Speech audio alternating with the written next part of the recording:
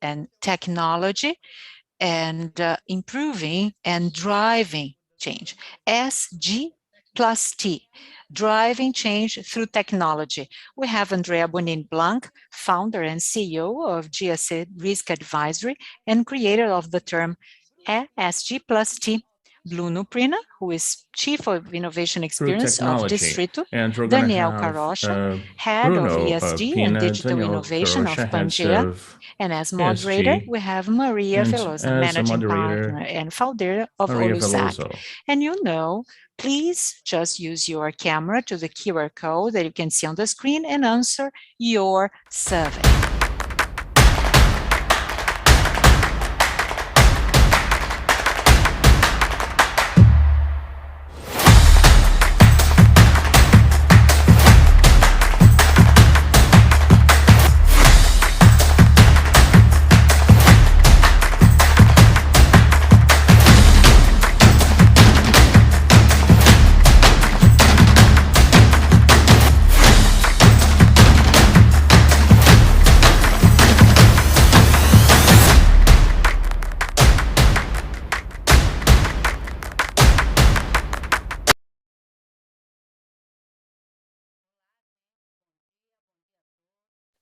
Good morning, everyone. Welcome. I'm Maria Veloso, and we are here today to talk about a very state-of-the-art topic. I am a strategic of scenario creator of ecosystem, and I love to think about the future of organizations.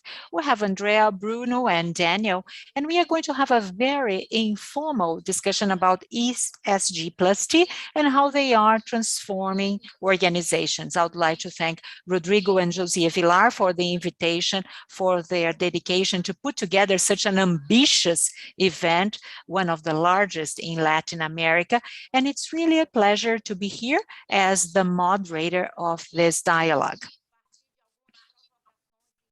So let's start from some initial input, and I have one first question. Does technology transform man, or is it transform people who creates new technology? How can we understand that combination between transformation of society, climate change, and the advent and evolvement of technology is causing the metamorphosis of society and businesses? And understanding it all is essential for us to progress in the 21st century.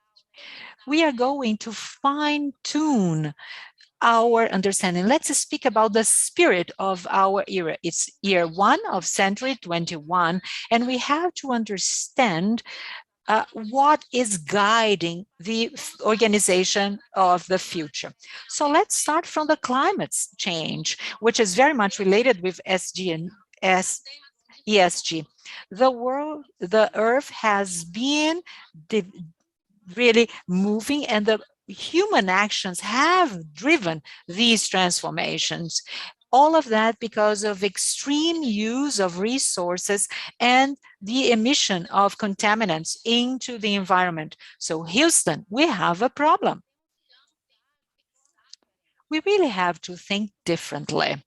The most modern concept is related with planetary boundaries, the concept that our planet has limits, and these limits determine how we can evolve and progress from now on. And as this is an event focused to healthcare, I just would like to show 5 of the limits. So integrity of biosphere, the use of water, change of territories, atmospheric aerosol, and new contaminants. These are topics that really impact Earth and impact us. As such, we have to understand that ESG is no evolution, progression. It's just a way of measuring exactly where we are right now. So the second thing is society itself. We're going through significant changes in society in terms of how we consume, in terms of the expectation of collaborators, in terms of the relationship with customers, and voters and as well. The including the need for new legislation that affects everyone. Which affects everyone. And now we have just so many crises, and people feel free to create everything new. Bauman said that we go from the modern world and go to volatility. The frivolity of the modern era. We have to understand that. We move towards something different. We have to understand the society concerning the time that we're now living in. And we go from reason to affection, because affection creates urban tribes, groups, and it is be with. It's the feeling of belonging, of being part of a group. And finally, we have digital technology. With internet and all the internet,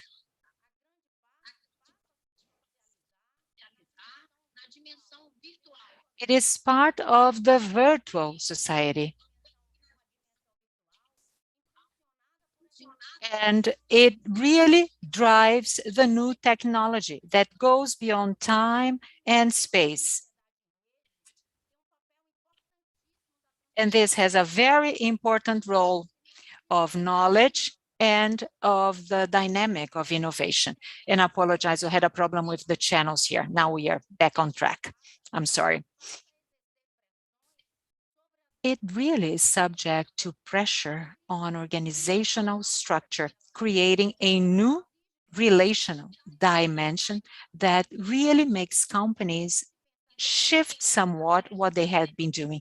And we have to understand the strategy as a complex system, that the new digital technology change the conditions, and digital social media are the new tribes, the new communities, and part of this complex architecture.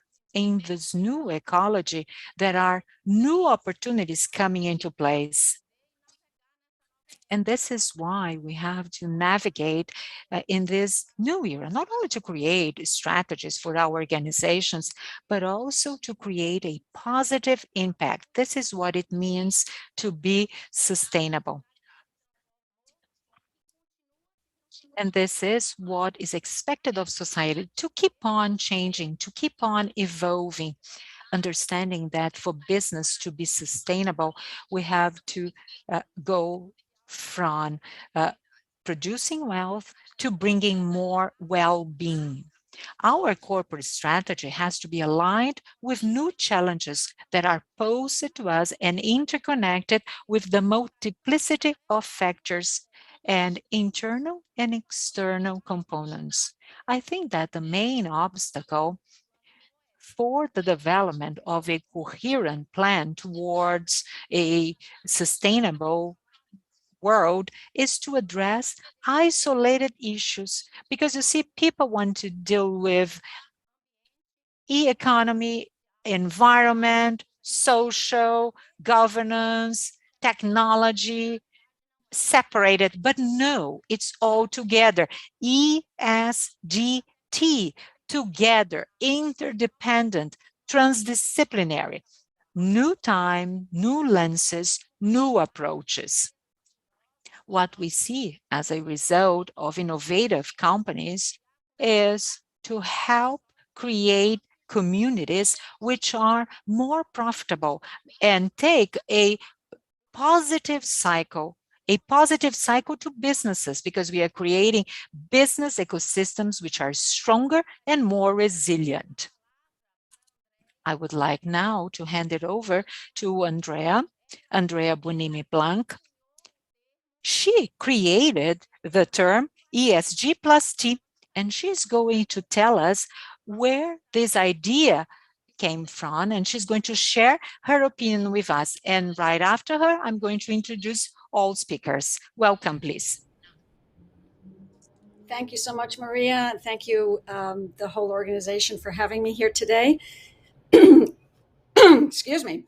And I'd love to share with you a presentation that I put together with some visuals so you can see what I'm talking about. Sometimes visuals are better than words, as I learned many years ago. So if we could put the PowerPoint presentation up that I sent, that would be great. and then I can send you through it. So the next slide, please. So the ESG plus T concept came along in my brain a few years ago as I was writing a book in which I was trying to create a reason, a rationale around the whole ESG conceptual setting that people had been developing, especially in Europe, more recently now in the US, and certainly in Latin America. And one thing that I felt was really missing was the idea of technology. While there are a few issues within the E, the S, and the G that could be considered technological, they really weren't treated as a separate important category. So if you go to the next slide, please, I'll share with you a typology that I put together for that book. And in that typology, if you go to the next slide, you will see a lot of things that you would consider normal and predictable under the environmental piece. If you go to the next slide, please. There's a typology of different kinds of issues, risks, and opportunities that you would find typically under environmental, such as climate change, carbon emissions, energy efficiency, hazardous waste, etc. Under social, human rights, health and safety, workplace conditions, under governance, corporate governance, business ethics, corruption, bribery. But there's a whole bunch of things under technology that are not really considered under ESG. And in my opinion, technology is not only driving a lot of ESG, but there's technology in each and every one of these environmental, social, and governance issues. Everything is intertwined, as Maria just said, interconnected. And so as we have this explosion of innovation, explosion of technology, there's also an explosion of new issues, of new risks, and of new opportunities. So if we go to the next slide, please, I'll explain a little bit why I think we're here. And it has to do with situational awareness. It has to do with historical context. And in my opinion, we have 5 what I call mega trends that have all converged at the same time over the last couple of years. And mega trends to me are multi-year events. These are not things that happen from one quarter to the next or from one year to the next. These are things that are moving along, not necessarily slowly, but forcefully and in very large context. And, as Maria mentioned a few minutes ago, there's this situation of, is man transforming technology or is technology transforming man? And in my humble opinion, it's certainly both, but I think technology is transforming us in ways that we don't even know. So I have one mega trend that's about tech disruption at the speed of light. So let's go to the next slide. I'll explain it briefly, and then I'll explain each of the other 5 mega trends. So next slide, please. This is basically megatrend number 1, which is tech disruption at the speed of light. And you can see a photography here of a warrior robot or killer robot, of robots at work, of facial recognition technology, of a police dog robot. These are all things that we've invented and that are affecting us in ways that I don't think we really understand. And that's where that interconnection with other parts of our lives takes place. So the governance piece of technology is extraordinarily important when we think about AI ethics, nanotechnology, biotech ethics. You're in the healthcare field. There are so many different things, aspects, whether it's algorithmic, whether it's biotech, whether it's DNA, genetic engineering. These are all things that are affecting us in ways that we do not know. Next slide, please. So the next slide will show you some of the upside, and there's so much upside, and that is why I call each one of these slides risk and opportunity. So in this technological innovation, the upside is limitless. Today, I just saw a new article in The Economist about 22 emerging technologies for 2022. And in it were a number of very important health innovations that are taking place, including virtual reality workouts, brain interfaces, 3D printed bone implants. And in this slide, you'll see a couple of other incredible opportunities. We all know about the vaccine development over the last year and a half against coronavirus, which has been like any vaccine development ever in history. And we have AI being used for geospatial recognition of trees in the middle of the desert in Africa. So this is an amazing upside opportunity, and hence what we're calling boosting innovation. So let's go to the next slide, and I'll share quickly my other 4 megatrends with you. The next one, next slide, please, is, one more good thing about, about technology. This is, for example, an initiative that the UN has undertaken for the last few years called Big Data for the Sustainable Development Goals. And every single one of these, and many of them are health related, many of them are anti-poverty, food, anti-hunger, good health and well-being.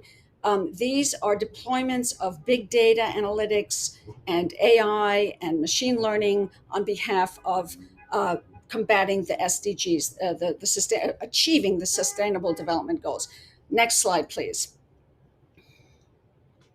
So megatrend number 2 is a serious issue that has been measured by the Edelman Trust Barometer over the last decade to 2 decades.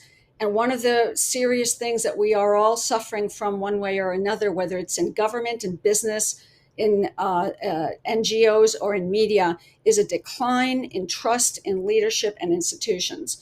And the only institution that seems to be eking out both being ethical to a certain extent and competent is business. Everyone else is underwater when it comes to competency. And NGOs are considered ethical, but not terribly competent. So this is one of these opportunities, in my opinion, for leaders to take charge and do the right thing. It's a time when all of this is coming together, the need for change, the COP26 situation where we're all struggling to have global agreements on serious issues that affect health, that affect climate, that affect basically the survival of the earth. Next slide, please.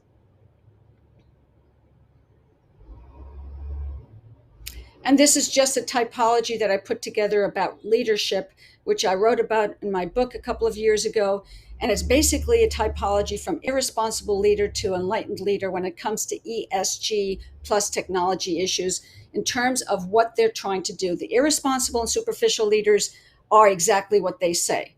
They don't care, or they're very much into greenwashing and just marketing of supposed ESG and technology concepts. It's the responsible and the enlightened leaders that actually put their money where their mouth is, create the programs and the risk management and the innovation procedures necessary to achieve the ESG goals and the technology goals. The enlightened leaders go a little further by really going into their products and services and creating what they say they're creating, whether it's green, whether it's environmentally friendly, whether it's socially conscious, whether it's got high governance standards. They actually do that. They create better products and services.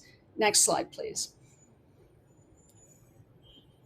Megatrend number 3 is the rise of interconnected complex risk, and really the whole climate change, pandemic, the bursting of technology, the rise of socially conscious and social injustice issues around the world and within countries really proves how interconnected everything is. If you go to the next slide, please, I just have a real quick picture to show you all that shows the interconnected nature of the ESG and T issues related to the pandemic, starting with biological and deforestation issues that might have given rise to animals and humans becoming connected, and the virus skipping from animals to humans, then the pandemic spreading all over the world, giving rise and a lot of momentum to social justice issues, both in the US and in other countries and globally. The health and safety of workers became paramount. And it's also given rise to governance and technology issues that we haven't seen before. The ransomware in the healthcare industry, the cyber attacks have been enormous. That's gone up exponentially over the last year and a half. And the use of fake news and misinformation in the healthcare industry and in other industries. Next slide, please.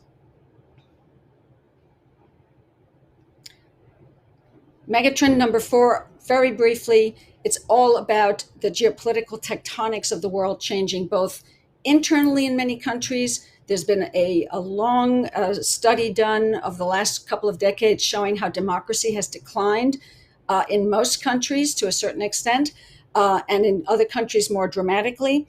And there's also the breakdown of international governance. And I don't need to speak more to this, but it's another piece of the tectonic change that is impulsing change, and also all of the challenges that we have. For example, at COP26, getting people to agree on things has become more difficult because of these geopolitical tectonic changes. Next slide, please. And then the last megatrend is the rise of stakeholder capitalism. To me, this is really important, and it completely dovetails with what we're talking about here, from ESG, stakeholders, technology, the rise of regulations, the explosion of investment in ESG funds, bonds, equity, and the need to really understand who your stakeholders are beyond your shareholders. Next slide, please.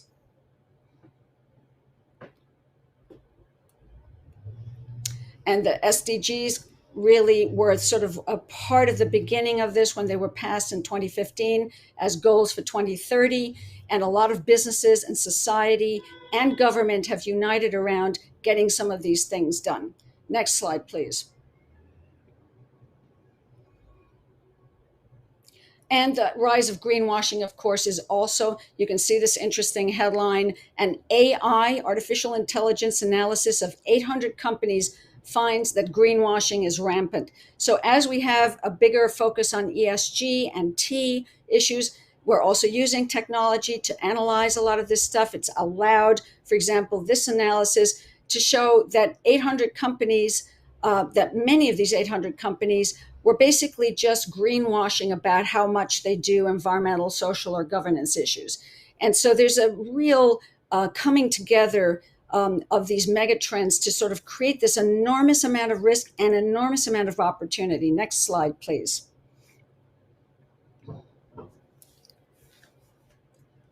And here you see just an explosion of the ESG ecosystem. You have corporate rating agencies, credit rating agencies, specialist data providers, disclosure standards, which are evolving, sustainability frameworks, scorecards. It is a tsunami of things going on. This will settle down eventually, but it is happening and it's not turning back. And that's why I consider this megatrend the most important one for us right now to talk about as we talk about ESG plus technology. Next slide, please.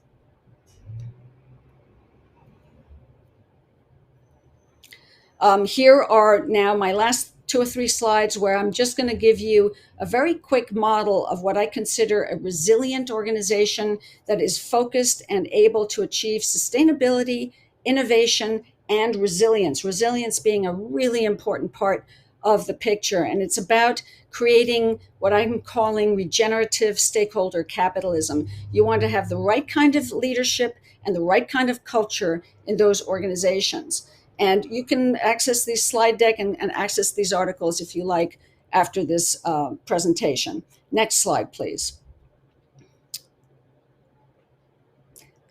Know your stakeholders. This is extraordinarily important. It's not just about the shareholders and the owners anymore. It's about your employees. It's about your customers. It's about your communities. It's about your third-party vendors and others. You need to understand what their issues, risks, and opportunities are, and then build a more resilient internal organization as a result. In the next slide, you will see that as part of this leadership, culture, knowing your stakeholders, you also have to construct an integrated ESG&T, issues, risks, and opportunities value chain, where you're not only spotting your important issues, but you also understand how they can become risks and how you can mitigate those risks, how they can become reputation risks, how those issues can also become opportunities, and how you need to prepare for crisis relating to those risks and opportunities. And the result, if you have this well organized, is that you will either prevent value destruction or have value destruction if you're not doing this properly, value protection, value creation, and ultimately, if you do this really well, innovation. Next slide, please. In this last slide, in this next slide, I'm sorry, you will see that all of this has to be integrated into your organizational strategy. Whether you're a business or a nonprofit or some other system, you want to have an organizational strategy that incorporates your environmental, your social, your governance, your technology, and of course, your financial and operational issues. And then always thinking about how the stakeholders will react, both the external ones and the internal ones. So having an integrated, holistic ESG and T strategy. Next slide, please. And here are the last three elements of what I consider to be a virtuous resilience life cycle. Having the proper performance metrics of both your people and your activities. Having a crisis readiness that is prepared for business continuity and other opportunities. And finally, if you have all of these things in place, these elements in place that I've just reviewed very, very quickly for you, which I develop in much greater detail elsewhere, the governance, the culture, the stakeholders, the risk intelligence, the strategy, the performance equilibrium, the crisis readiness, then you will also have that innovation ethos where you can do all of this boosting of innovation that we're talking about on this panel. So I think that covers my full slide. Let's go to the next deck. Just next slide, please, just so I can make sure I don't forget anything. Yeah, last slide. This is the one where I really believe it's not just me talking about this. It's some much more, heavy duty sources like McKinsey that are looking at how ESG concerns don't compromise returns. They actually boost returns. And so there's a study on one side, and then the resiliency piece is on the other. Companies that were resilient at the outset of a downturn are more prepared to deal with the downturn and are better off at the end. So thank you very much. I turn it back to the panel, to Maria, and look forward to hearing the remarks of my other co-panelists and any questions you might have. Thank you.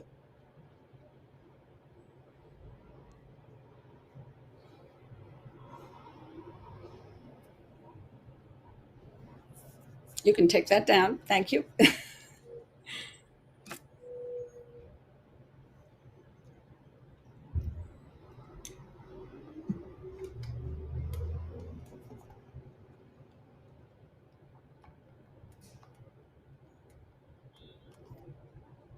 I'm afraid she has her mic off. We cannot hear her. Oh. Waiting for some sound from the moderator.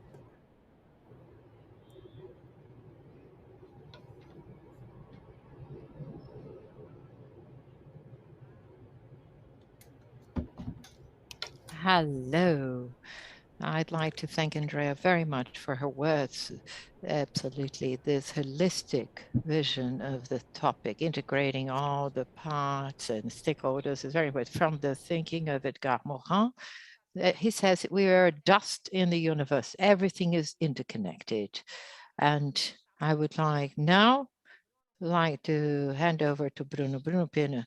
He is the Chief Innovation Officer from Distrito, and he's going to share with us his thinking and bring his ideas on this topic.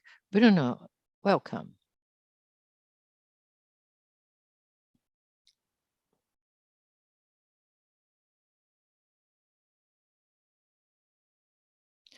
I'm afraid we cannot hear him.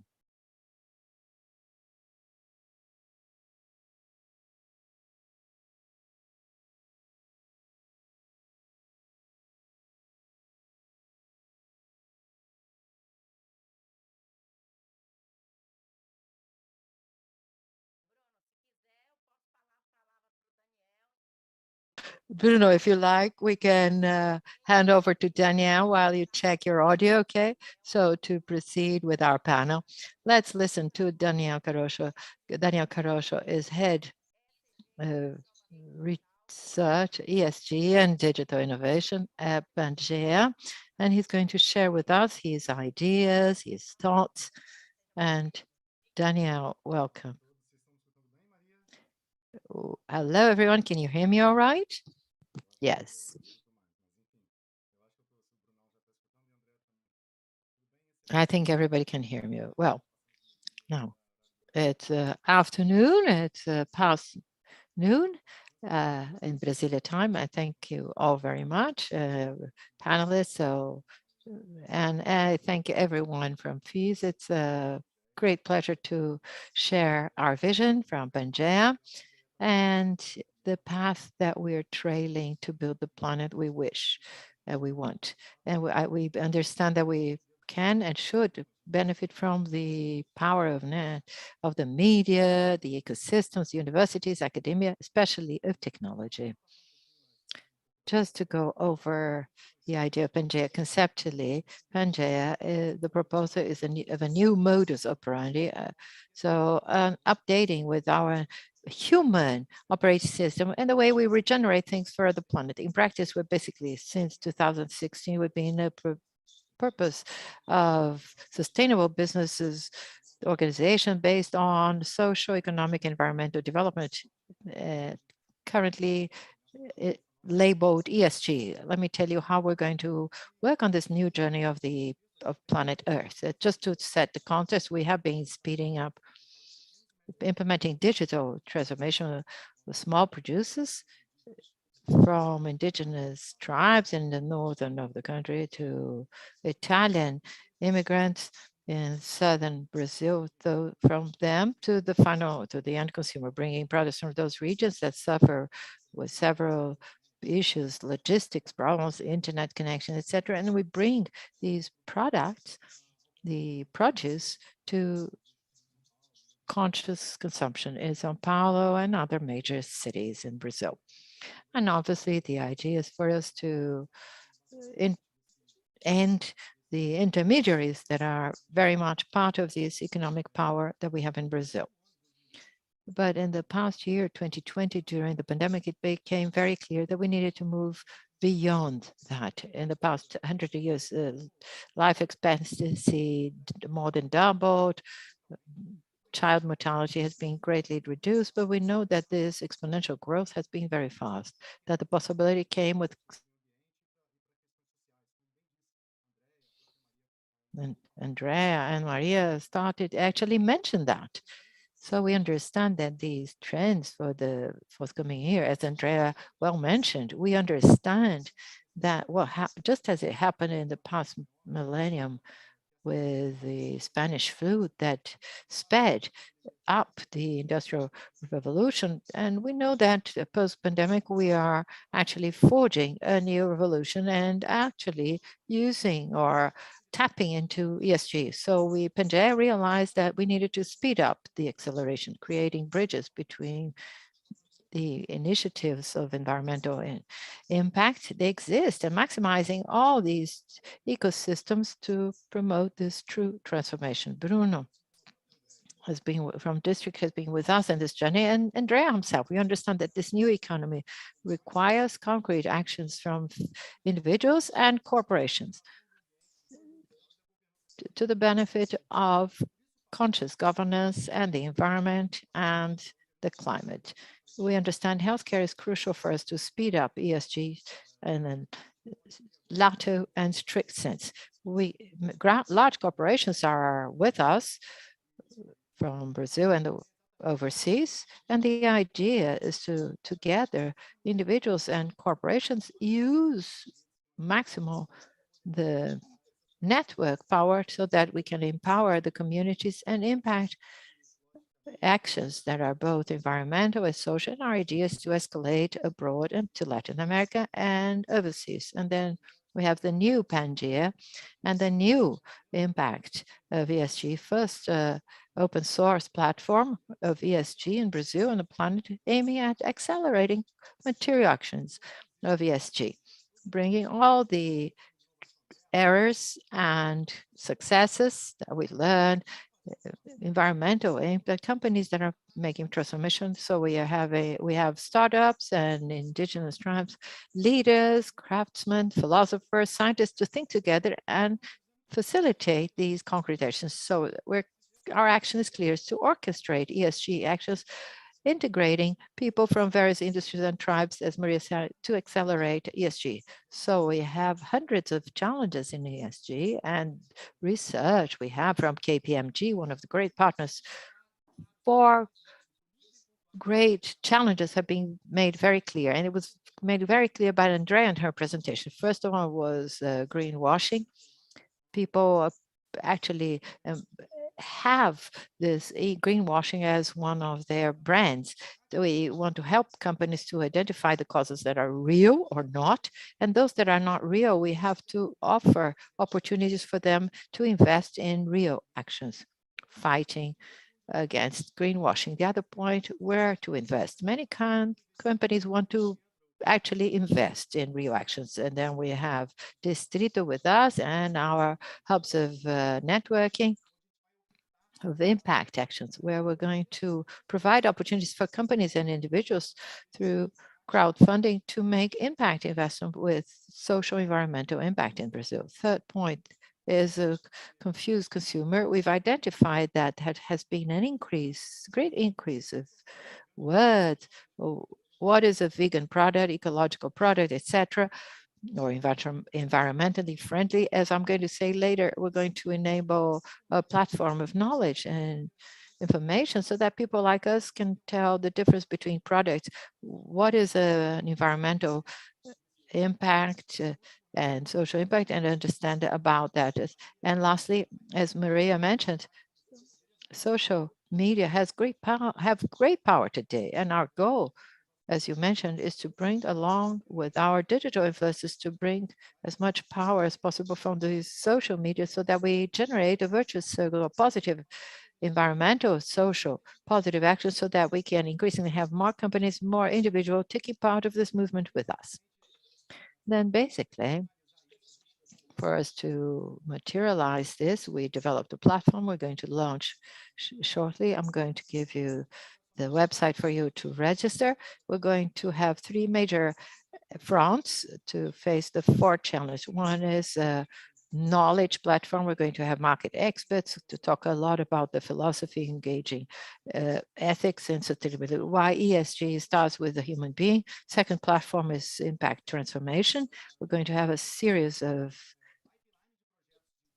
pipelines of impact projects, social, environmental, for people and for individuals and companies. And the last one for products. And then if you have questions and get some education and information on products, Facebook along with us, that is with us in this journey, is everything we have in terms of awareness raises and impact transformation. We're going to actually do things backward to empower people so that they can take part of this journey with us. Since we know that every revolution starts with human beings, we have an extraordinary group of people. Andrea here with us, just as she was Eduardo Distrito, they are with us, actually counseling our ecosystem. And we're going to start right now. I usually say that we're made up by small companies, large companies, executives, artists, and craftsmen and causes. My invitation to all of you is that you should access our website, revolutionesg.eco, and to register our Pangea.eco, Instagram, YouTube, or LinkedIn, and you should be part of it, of our network. We know that the problem is quite complex to be resolved, but our contribution is to gather people aligned with the same vision of doing good, and ESG is here to strengthen this cause. We see a lot of leaders increasingly engaged in doing it, and our role is to provide the how. So come be part of us, of the ESG revolution ecosystem with us.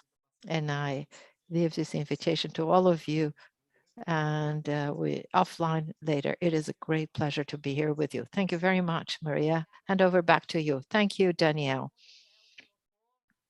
As Danielle has put it, this world that is hyper-connected, understanding our ecosystem is very important, and the impact organizations are key elements, and NGOs, although Andrea mentioned that they lack a bit of management, It is part of the learning curve and maturity as well, but it is a key part of the ecosystem. When we think about this business ecosystem, there is no business ecosystem where the company is isolated from what happens in its surrounding, in its territories. So the impact organizations are, I always say that, the sort of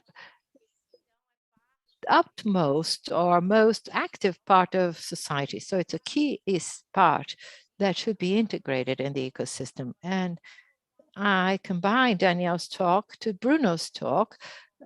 Then Bruno, let me introduce you again. Bruno, he is head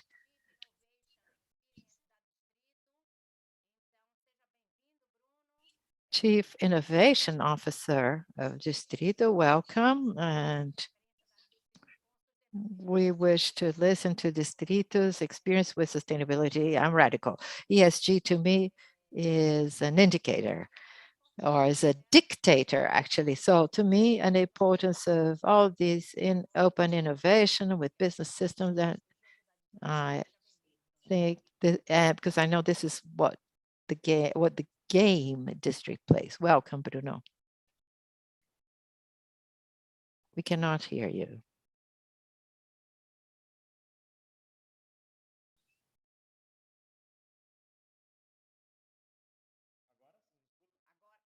Now, can you hear? Yes, now, yes. Welcome. Thank you. Thank you.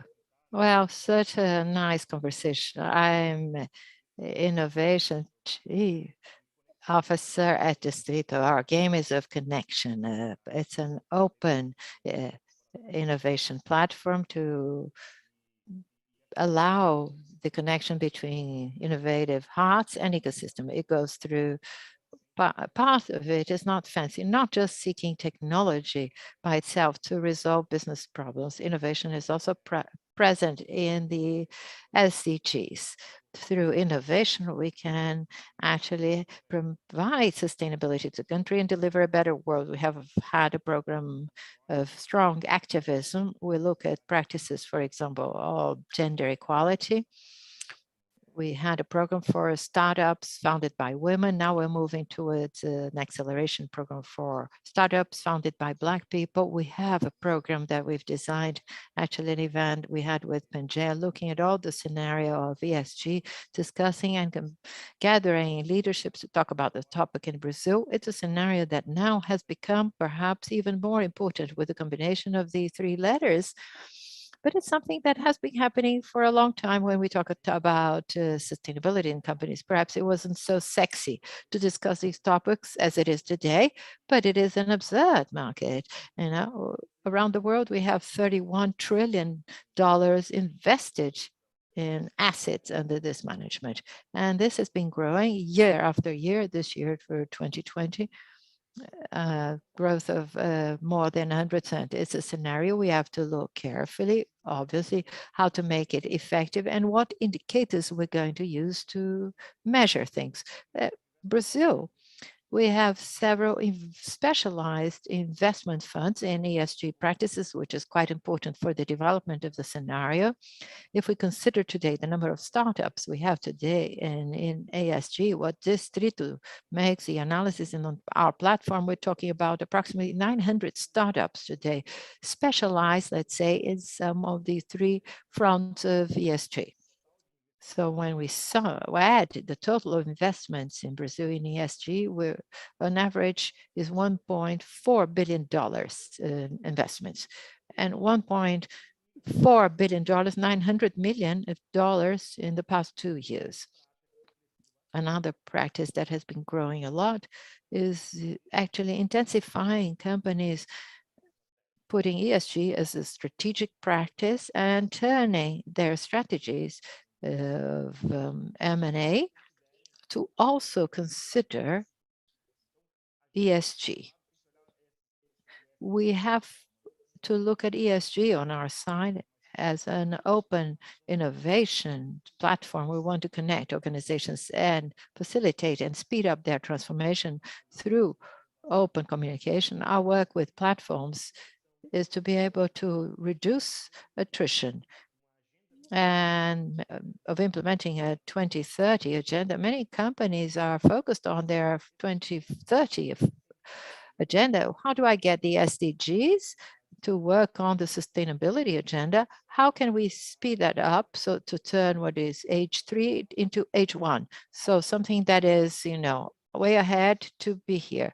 So we provide that through partnerships. In my mind, I look at what we have to do as a company connected to the ecosystem. When we talk about this, how do we look? I like the ESG topic. I loved what Andrea mentioned. So AI technology, and you put them in the favor of human development, or the empowerment rather of the human beings in its cognitive abilities, turning us human and leave technological manual part for a machine. I'd say that this is an excellent potential for us to recover, so to speak, our origin. This to us, this is the best reading that we could have for this time. Is it romantic to talk about this? Obviously, yes. To tell the traditional world, the executive commercial world, the space is a space that needs to have you have to be very careful when you put it. It's a space where you're demanding for results and sales. So when we put this in this panel, perhaps, sort of lighting light bulb in the minds of the C-suite, that this has to be part of their strategic development. The numbers that Andrea shared from McKinsey is very interesting. It's not this or that. Through ESG practices, you leverage your business and you attain your results. And we understand as a district, as a person, you do this connecting the very ends. When I talk about startups geared to ESG, I'm talking about clean techs and clean water and energy, social impact, circular economy, transparency in the management and governance practices, specific modernity. There are so many topics that if we look at the strategic agendas of the companies, how relevant this is. And the question is, how can this become more easier and faster to be implemented? If we look at Brazilians' minds, you can have ESG startups in the financial sector with microcredit, giving access to people for people to invest and to start a new company. Our view is that sustainability, ESG, is an integral part of the growth strategy of companies that do not have this well designed. If they don't have a design, they will. This has become a premise, not only of sustainability officers. This is in the board. They're investing in debentures. If they do not attain their KPIs, they're going to lose money with that. So this is a call upon everyone I can make, wrapping up, that we have to combine more players in the ecosystem. We must have activisms, and we have been able to make money along with sustainable practices. This is how we're going to move forward. So thank you very much for this chat. This is a topic I get very excited about. We at Distrito are constantly connected to this ecosystem. It's a topic we discuss, debate constantly, because innovation is also transformation of people, and we are connected with that.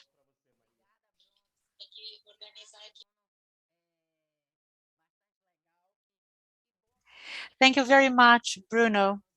Wonderful. I'm just so glad you talked about innovation, transforming people, because this is something that we really believe. We believe transformation gets inside out.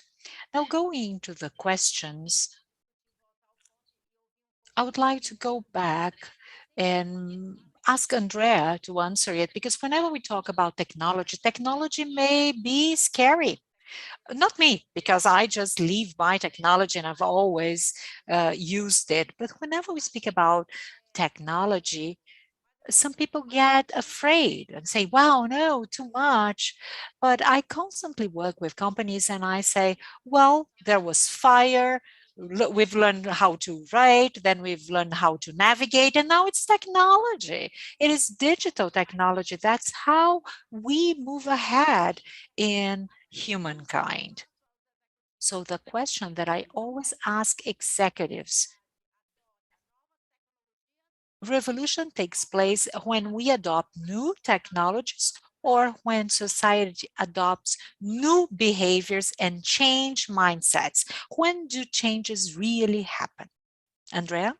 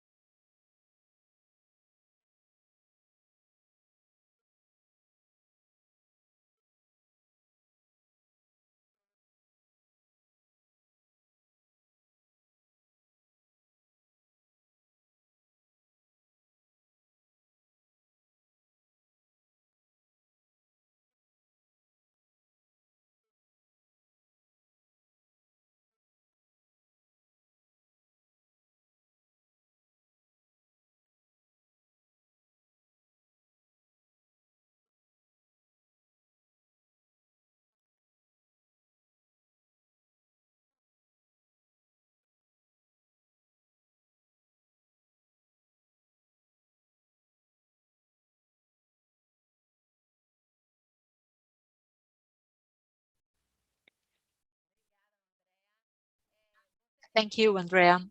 You are absolutely right.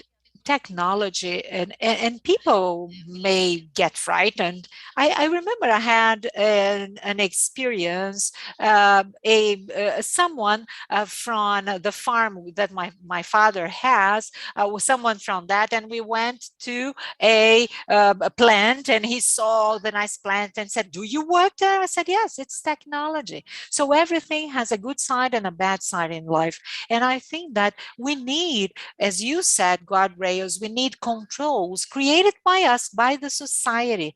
And this is why governance is so important.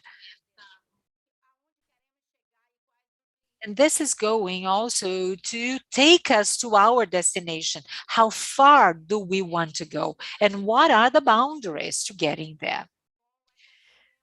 Now, Bruno, bringing it together to the ecosystem to revolutionize the network, the logics of network. I love networks myself. So networks as social players, really.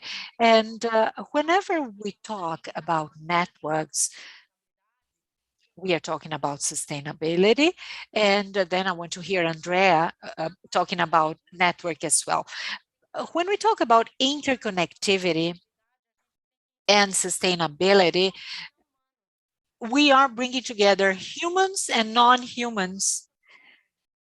By using sensors, we can hear the forest, the oceans, the ecosystem. We don't have to go to the Amazon to know that it's on fire. The sensors by satellite show that to us.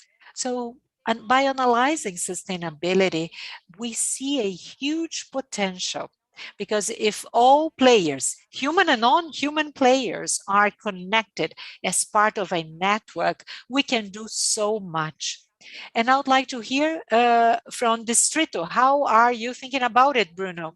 Because I constantly think about that. Well, I don't know whether it's good or whether it's extremely tiring for all of us. But anyway, I fully agree.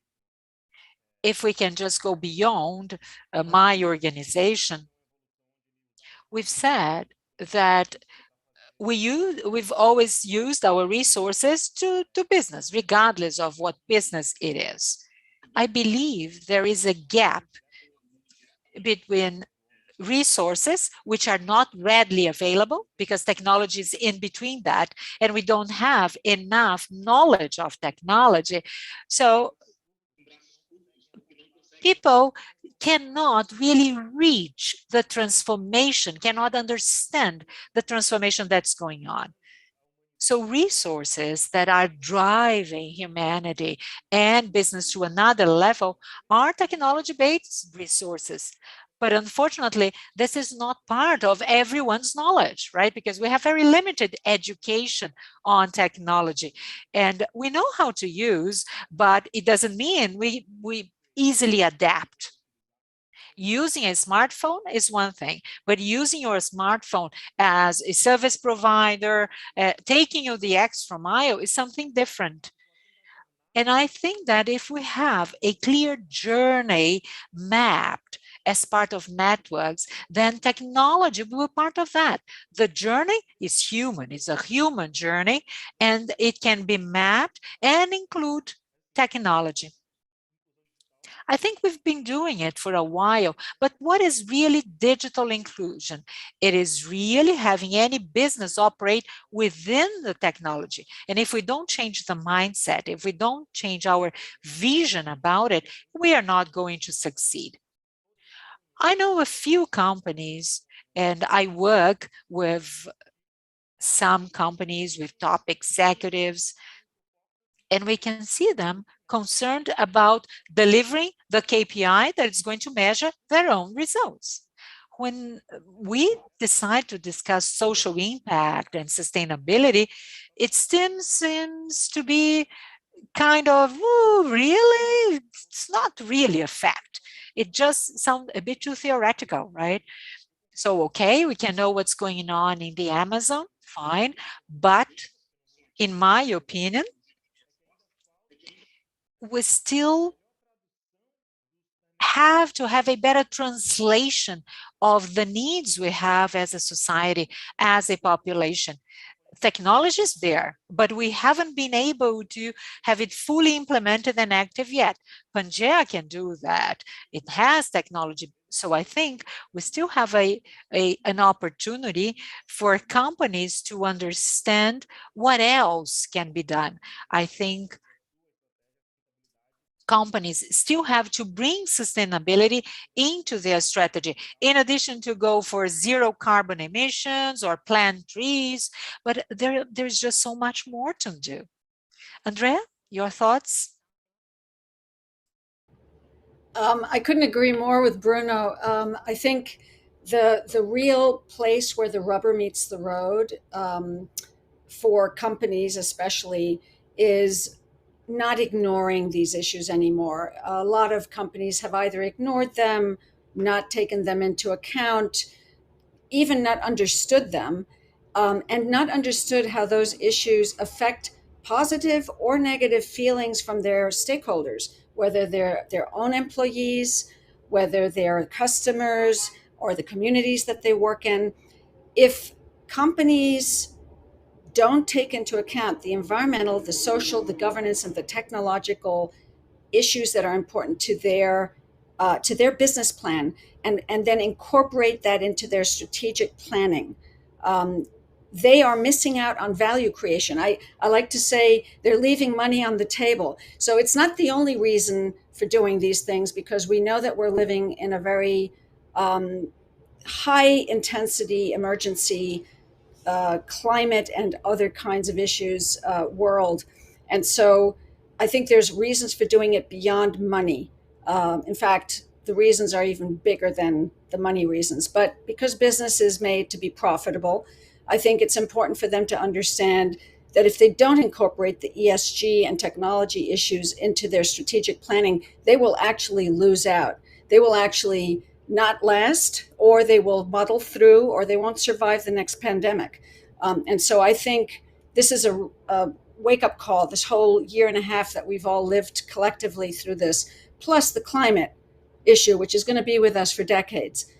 These are rallying reasons for us to be more conscientious and profitable at the same time.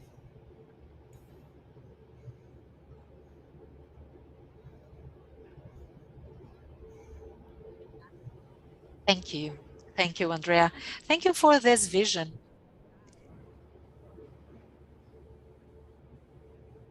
I would like now to ask Daniel, probably one of our last answers. Well, you have 2 minutes, Daniel, to answer. No pressure.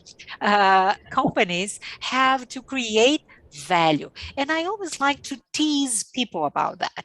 In a connected world, are we creating value, integrating value? Do we want to create value? Do we want to create impact? Such a good question, Maria. If I can make a comment based on what Bruno and Andrea have said, which were amazing, of course, in their answers, and this is why the ESG revolution that we are experiencing has Distrito as a key portion of it, really bringing startups, bringing companies on board. So Pangea brings the needs of all the different players. So we are going to be in 60 cities in the Amazon. So we are going to bring this physical demands connected through digital, and Distrito is going to enable that. We are going to bring everyone together and bringing on board all the understanding and the vision that Andrea shared with us. I think both matters. Especially in Brazil, where there is a portion of the population which still we don't see as potentially consumers of companies. They are not part of the GDP yet. But this is not philanthropy, not at all. By making minor adjustments of small and mid-sized grower, for example, we can sustain a new economy, which is going to impact the companies that are part of the ecosystem. And I agree with Andrea, this conscious consumption has been essential. We have run a survey recently, and the conscious consumption, which used to be just at the upper income levels, now everyone is concerned about that. Is there slavery work? Are they cutting trees? So everyone has been thinking about that. This mindset change, even before the physical change, is a reality, is coming more and more into play. And this is why it's changing stakeholders and leaders so that we can do the right thing. Simply it. And how can we do it? Let's bring together the ecosystem of the academy, startups, open innovation, companies, everyone, so that we can think together about our future. Thank you, Daniel. It is an intriguing topic, really issues that have been revolutionizing our practice, especially because of the pandemic. You see, this time has really shown us that the future is today, and businesses have to understand that. I would like to thank Andrea. I would like to thank Bruno and Daniel. I'm sure we could be on and on here talking and chatting, but unfortunately we were just given on 1 hour and 5 minutes. It's been an excellent conversation. Thank you very much. Now you know where to find them. So thank you all very much. And please feel free to say goodbye now. Thank you. Obrigada. Bye-bye. Thank you. Thank you.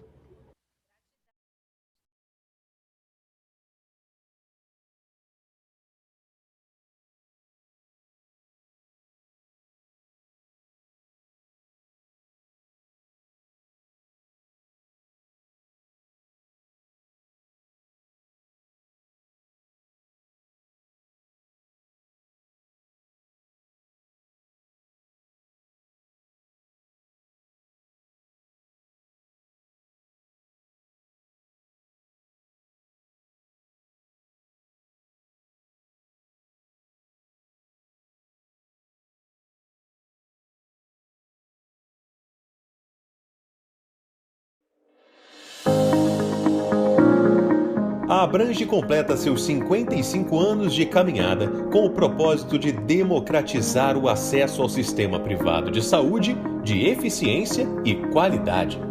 Enxergamos o futuro com bons olhos, mas sempre priorizando o presente.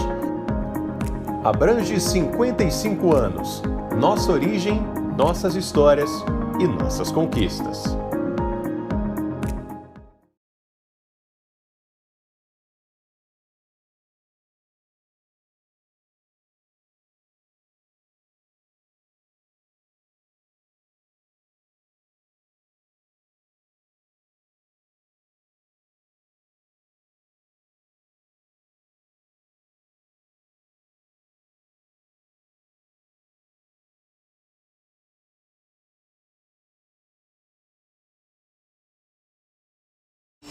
Desde que a Covid-19 chegou ao Brasil, uma força-tarefa de proporção histórica entrou em ação, ampliando a parceria entre os setores de saúde privado e público. Um conceito central para nós ganhou ainda mais força: a saúde brasileira é uma só. É um orgulho fazer parte dessa corrente. ANAP, Associação Nacional de Hospitais Privados, unidos pela saúde.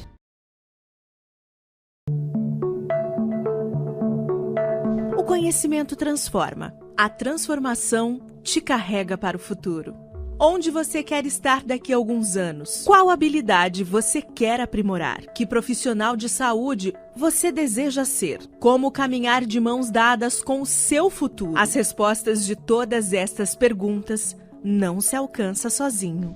Ask Mind, porque nós somos incansáveis por conhecimento. E você?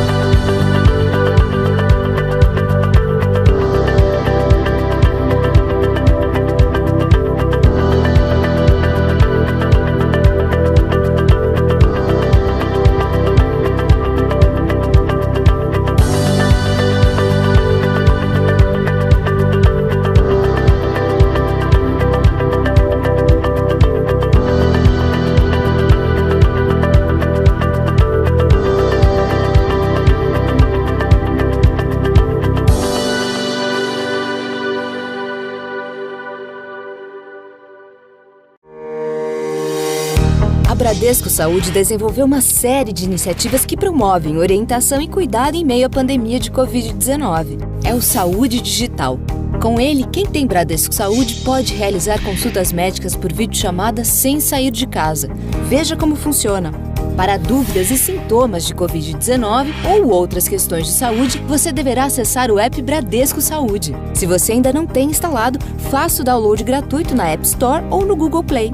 Para consultas médicas regulares com médicos referenciados, acesse o site bradescosaude.com.br. Confira as especialidades disponíveis para atendimento por videochamada e como agendar sua consulta. Bradesco Saúde, ao seu lado contra o coronavírus. É pra ficar junto. Inspira. para saber sua história. É pro seu estilo de vida. É para olhar nos olhos. É para cada fase da vida. A DASA é uma rede de saúde integrada que acompanha as pessoas ao longo da vida. DASA é para toda a vida.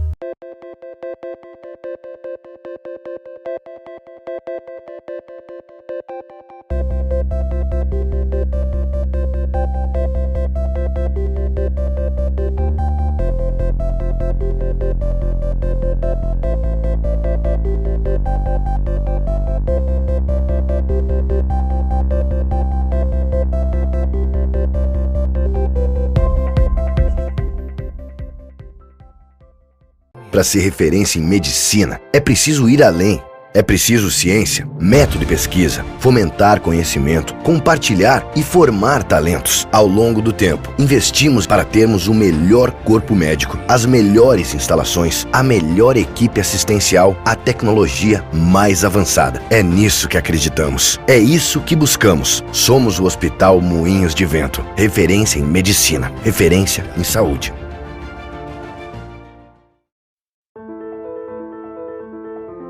The body is an amazing organism, designed to run marathons, think of ideas, and see a beautiful world.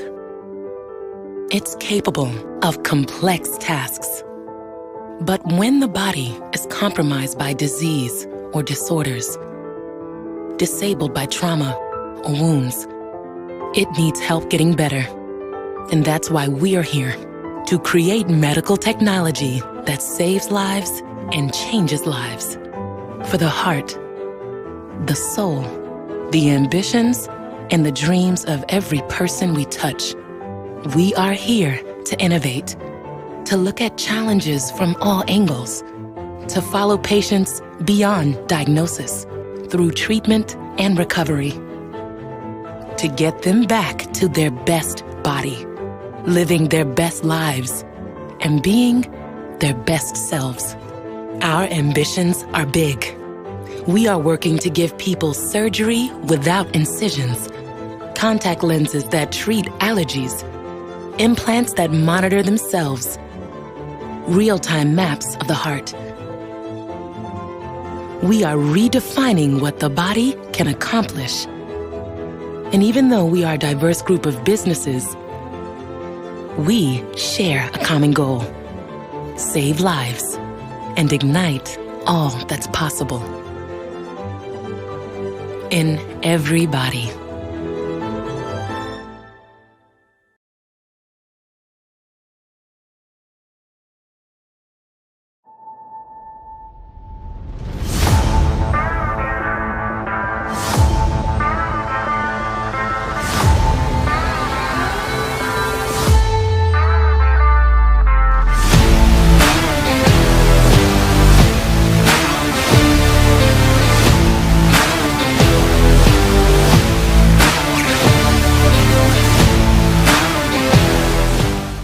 Super-heróis são seres com poderes mágicos que voam, que enxergam o que ninguém enxerga.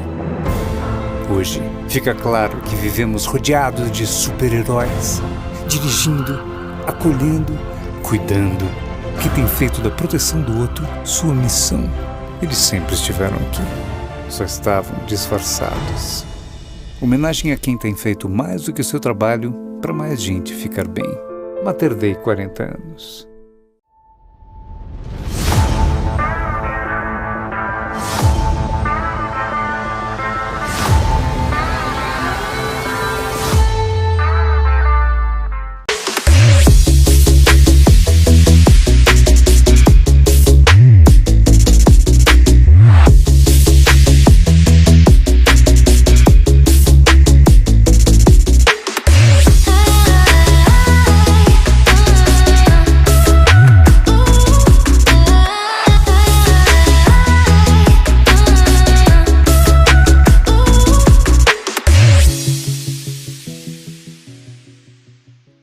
Em 2021, o prontuário eletrônico do paciente do SOMV solução da empresa para o setor hospitalar, ganhou pela 6ª vez consecutiva o reconhecimento de melhor da América Latina, de acordo com o Instituto Norte-Americano CLES. Uma vitória que é nossa, de cada um que trabalha na MV. Quem faz o PEP sabe que por trás da solução tem muito esforço, dedicação e comprometimento. É por isso que esta conquista não é apenas da MV, é do Brasil, é nossa!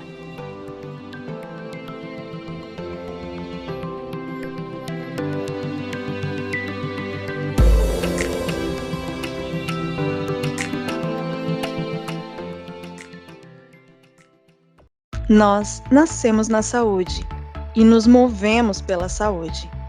Impulsionados por essa paixão, nos tornamos uma das maiores empresas de tecnologia para a saúde do Brasil. Nosso caminho é trilhado por 400 colaboradores e mais de 6.000 clientes. Somos tecnologia que evolui todos os dias. Somos Fixion.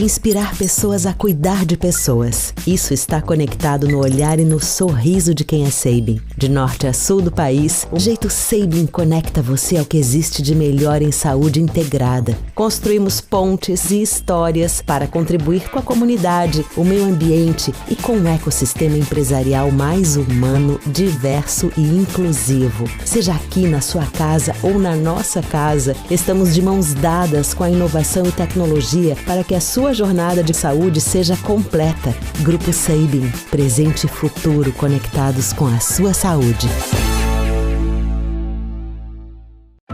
Nascemos com o desafio de mudar o olhar para a saúde de cada pessoa, transformando informação em conhecimento. Tudo em um mesmo lugar, dados e serviços juntos para permitir pela primeira vez que cada um tenha a visão completa sobre sua saúde. Todos reunidos em uma plataforma, unindo forças para criar soluções extraordinárias e oferecer todo o cuidado que cada pessoa merece e precisa, de maneira coordenada e digital. Afinal, acreditamos que usar a tecnologia de forma inteligente e integrada é o primeiro passo para preservar o maior ativo de nossas vidas, a saúde. ID. Toda saúde é única.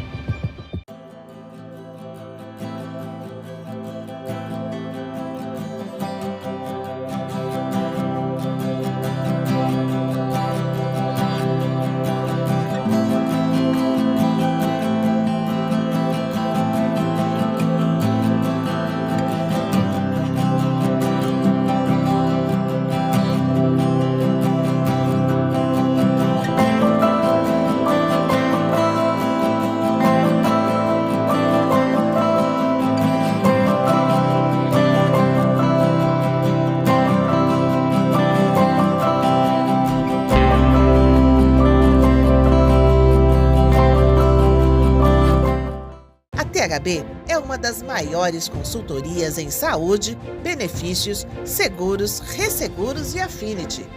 Com foco em inovação e proximidade com o cliente, a THB tem uma equipe multidisciplinar, com consultores especialistas na estruturação e administração de programas customizados. Fundada em 1978, faz parte do grupo MODELOS, o maior wholesale broker dos Estados Unidos, e está presente em todo o Brasil. THB, soluções que vão além do seguro.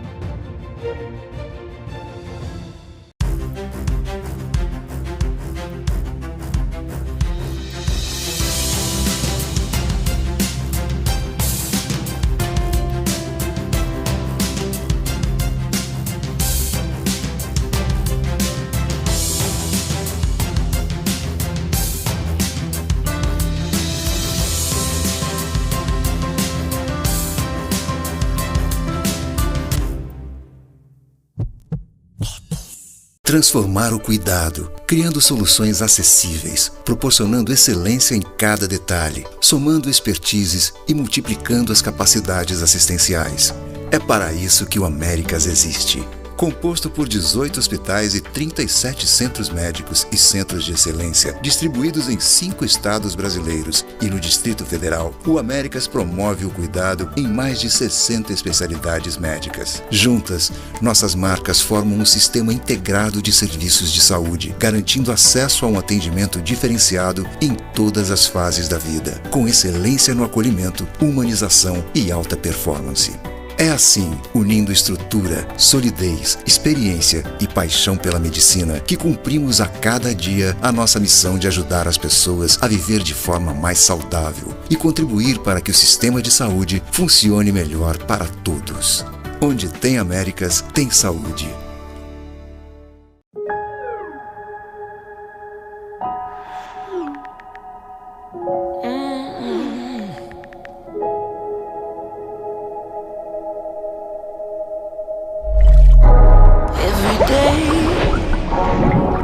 Trying to find my way.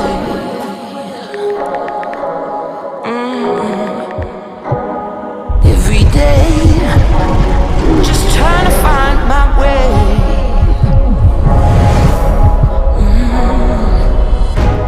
Every day. É muito nova pra ficar tomando remédio pra louco. Essa geração é cheia de história. I'm gonna break through. Saúde mental é real. E quando alguém minimiza esse assunto, só aumenta o problema.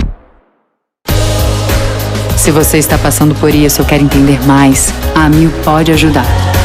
Saiba mais em amilsaudemental.com.br. This is for scientists and those who believe in the potential of science.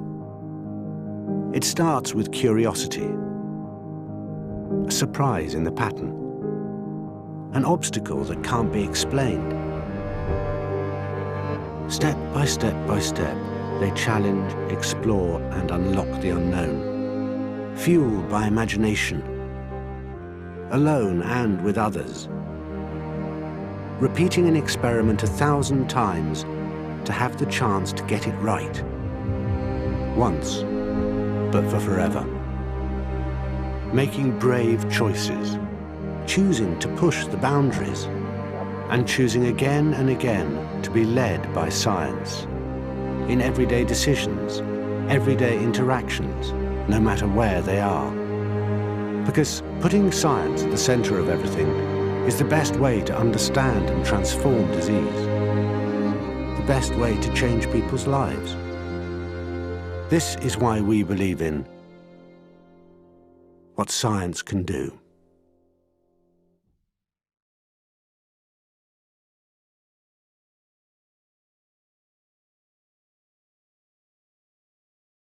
O Rio tem um laboratório que se importa com você, certificado e acreditado. Não paramos um minuto sequer na pandemia, realizando mais de 1 milhão de exames por mês. Conheça mais. Laboratório Blessing, de mãos dadas com a saúde e com você.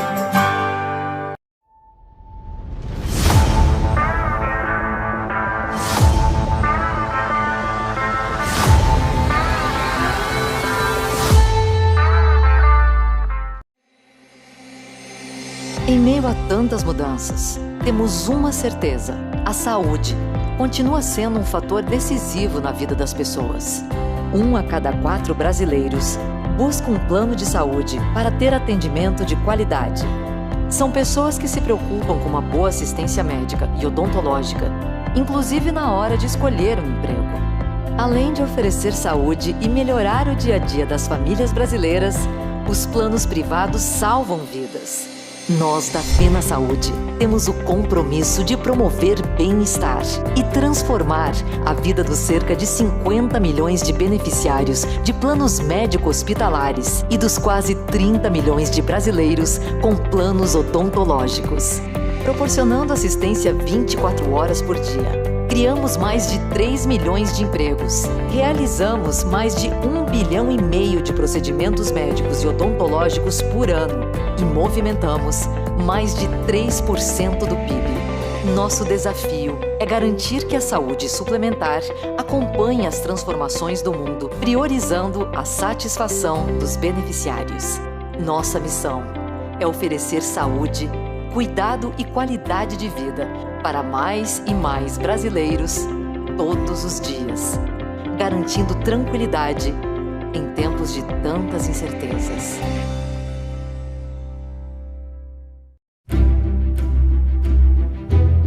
Fazer com que as pessoas façam mais, sintam-se melhor e vivam mais. Essa é a nossa missão na GSK. Somos uma empresa de saúde global com foco em ciência. Contamos com 3 negócios globais que atuam na pesquisa, desenvolvimento e fabricação de medicamentos, vacinas e produtos de consumo. Há mais de 110 anos, estamos transformando a saúde dos brasileiros. Somos líderes em soluções para a saúde em diversas áreas, como vacinas, HIV e respiratória. Nossos valores e expectativas guiam tudo o que fazemos na GSK e nos apoiam em nossa missão de ajudar as pessoas a fazer mais, sentir-se melhor e viver mais.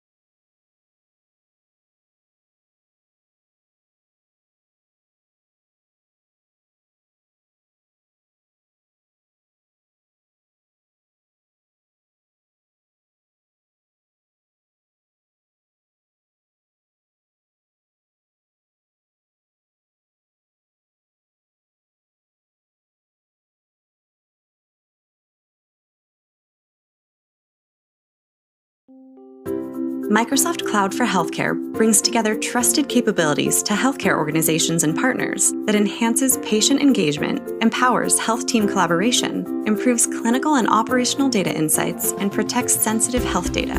This integrated solution enables your organization to quickly access a portfolio of released and new healthcare capabilities tailored to the unique requirements of health data in the cloud. It unlocks the power of Microsoft 365, Azure, Dynamics 365, Power Platform, and our extensive partner ecosystem to create trusted end-to-end healthcare solutions. Together, it makes it faster and easier to provide more efficient care and helps support the end-to-end security, compliance, accessibility, and interoperability of health data. Microsoft Cloud for Healthcare empowers your organization to engage in more proactive ways with patients and gives caregivers tools to improve workflow efficiency, streamline collaboration, and connect data across existing sources to turn insight into action. Its connected cloud is designed to address your most pressing issues, enabling you with the speed and agility to adjust to change and build resiliency to help you weather today's challenges so you can begin to reimagine tomorrow. Microsoft Cloud for Healthcare, empowering health organizations to deliver better experiences, better insights, and better care. Learn more at aka.ms/cloud for healthcare.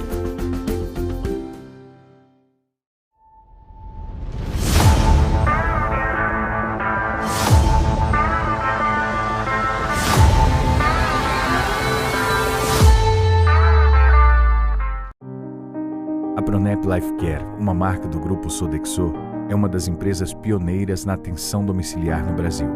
Desde sua fundação, a Pronep Life Care já cuidou de mais de 35 mil vidas e atende em todo o país mais de 2 mil pacientes por dia, atuando no cuidado e atenção às mais variadas necessidades. Tudo feito por uma equipe altamente qualificada e especializada na casa do paciente, de acordo com suas necessidades individuais e com acolhimento e cuidado.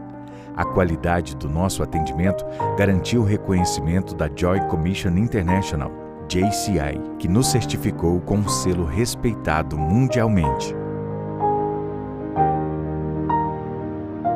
Tudo isso para levar ao paciente e sua família qualidade de vida e conforto, sem abrir mão de cuidados médicos de excelência. A Pronep não deixa faltar nada para minha filha. Eu sou muito bem tratada por eles. A equipe é muito boa, é tudo muito bem engrenadinho. É mais vida para o paciente, mais vida para você. Pronep, movidos pela vontade de fazer o bem. Nestes mais de 120 anos de história, entendemos o poder de um diagnóstico preciso e rápido na qualidade dos cuidados com a saúde. Quanto mais conhecimento, melhores são as decisões. E maiores as chances de superar desafios para vidas mais longas e com mais saúde. Por isso que na Roche Diagnóstica, investimos tanto em pesquisa para o desenvolvimento de soluções e equipamentos. Em pessoas que podem inovar e melhorar processos e serviços. E no compartilhamento deste conhecimento que produzimos para o benefício dos pacientes. Isso é valioso. Como líderes, devemos ter consciência e orgulho do nosso poder de impacto na gestão da saúde no Brasil. De desenvolver o mercado, antecipando necessidades e soluções. Queremos ampliar ainda mais nossas condições de produzir informações relevantes e seguras, viabilizando melhores decisões clínicas, para que as pessoas vivam mais e de maneira mais saudável. É isso que nos move. Possibilitar cada vez mais acesso à melhor medicina de precisão para o maior número de brasileiros.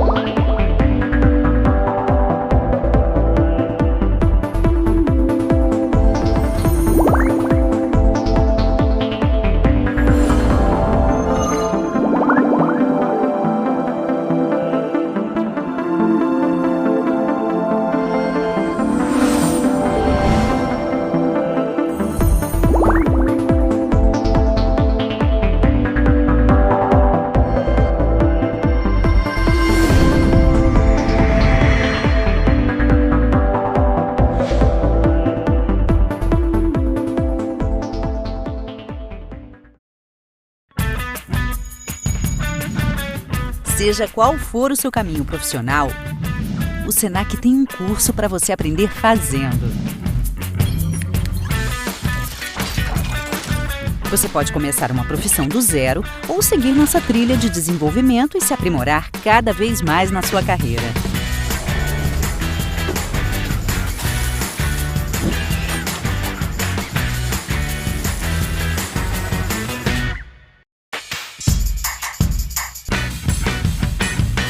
Aprender Fazendo é a metodologia exclusiva do Senac, que tem foco na prática e faz toda a diferença na formação dos nossos alunos.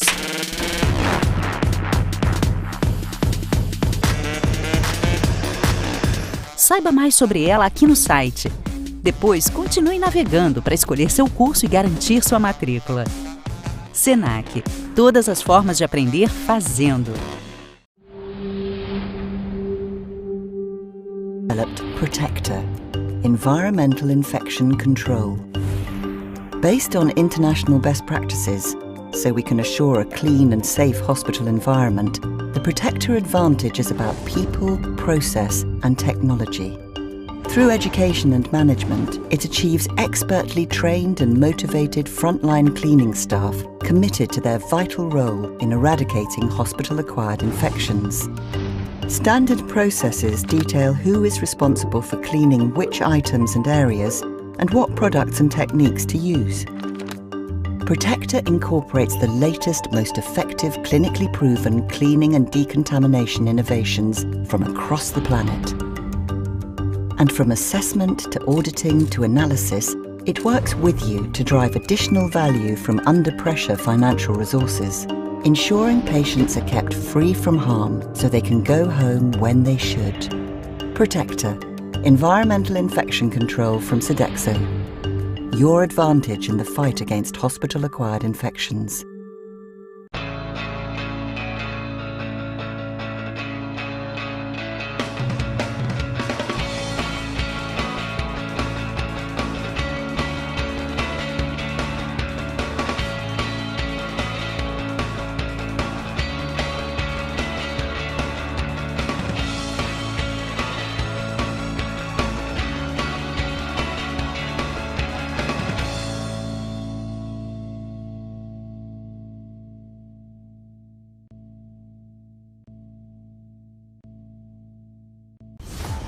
Você está na FIS Week.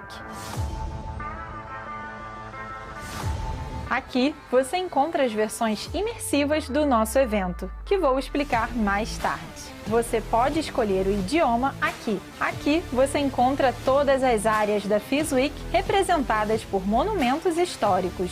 Na pirâmide, você pode acessar o FIS e ainda conhecer mais sobre a história da construção. Aqui você poderá assistir aos painéis do FIS 21, participar da discussão através do chat, enviando perguntas e comentários, além de conferir informações sobre o painel e os participantes. O mesmo vale para o Simetria e o Commits. Clique nos monumentos para acessar os eventos. Você também pode acessar a Meeting Zone no nosso mercado central. Lá você pode agendar um meeting com os nossos parceiros e encontrar outras pessoas que estão participando da FIS Week. E você também pode conferir a programação, os palestrantes, relaxar ouvindo música no nosso oásis e muito, muito mais. Aproveite a FIS Week e faça parte da maior experiência da saúde na América Latina.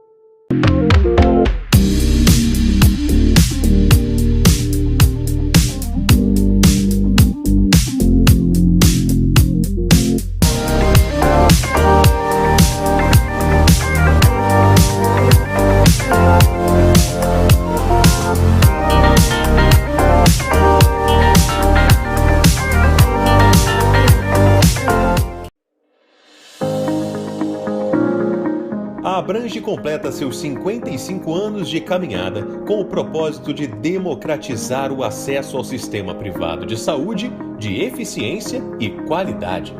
Enxergamos o futuro com bons olhos, mas sempre priorizando o presente. Abrange 55 anos.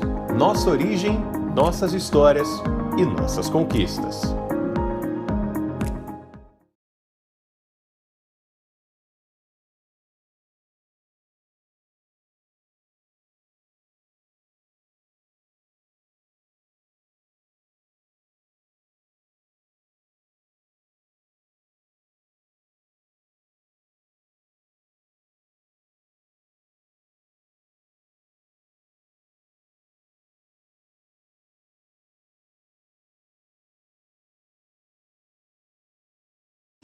Desde que a Covid-19 chegou ao Brasil, uma força-tarefa de proporção histórica entrou em ação, ampliando a parceria entre os setores de saúde privado e público. Um conceito central para nós ganhou ainda mais força: a saúde brasileira é uma só. É um orgulho fazer parte dessa corrente. ANAP, Associação Nacional de Hospitais Privados, unidos pela saúde.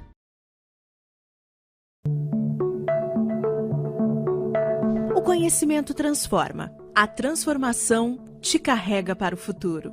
Onde você quer estar daqui a alguns anos? Qual habilidade você quer aprimorar? Que profissional de saúde você deseja ser? Como caminhar de mãos dadas com o seu futuro? As respostas de todas estas perguntas não se alcança sozinho. Ask Mind, porque nós somos incansáveis por conhecimento. E você?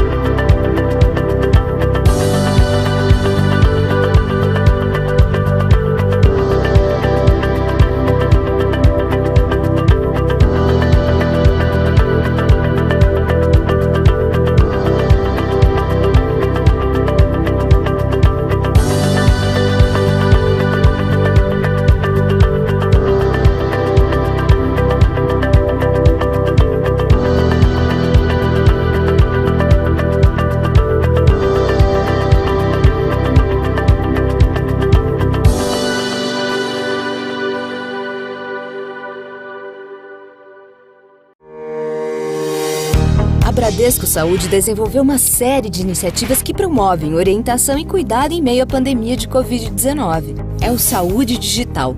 Com ele, quem tem Bradesco Saúde pode realizar consultas médicas por videochamada sem sair de casa. Veja como funciona. Para dúvidas e sintomas de Covid-19 ou outras questões de saúde, você deverá acessar o app Bradesco Saúde. Se você ainda não tem instalado, faça o download gratuito na App Store ou no Google Play. Para consultas médicas regulares com médicos referenciados, acesse o site bradescosaude.com.br. Confira as especialidades disponíveis para atendimento por videochamada e como agendar sua consulta. Bradesco Saúde, ao seu lado contra o coronavírus. É pra ficar junto. Inspira. para saber sua história. É pro seu estilo de vida. É para olhar nos olhos. É para cada fase da vida. A DASA é uma rede de saúde integrada que acompanha as pessoas ao longo da vida. DASA é para toda a vida.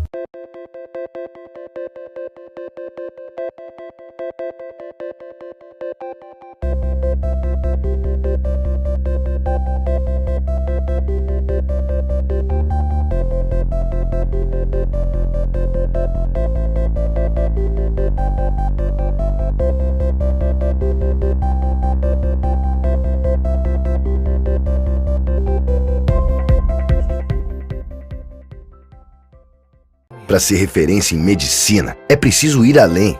É preciso ciência, método e pesquisa, fomentar conhecimento, compartilhar e formar talentos. Ao longo do tempo, investimos para termos o melhor corpo médico, as melhores instalações, a melhor equipe assistencial, a tecnologia mais avançada. É nisso que acreditamos. É isso que buscamos. Somos o Hospital Moinhos de Vento. Referência em medicina, referência em saúde.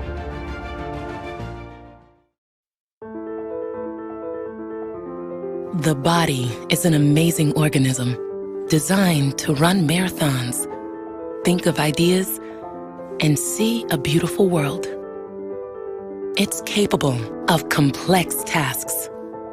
But when the body is compromised by disease or disorders, disabled by trauma or wounds, it needs help getting better.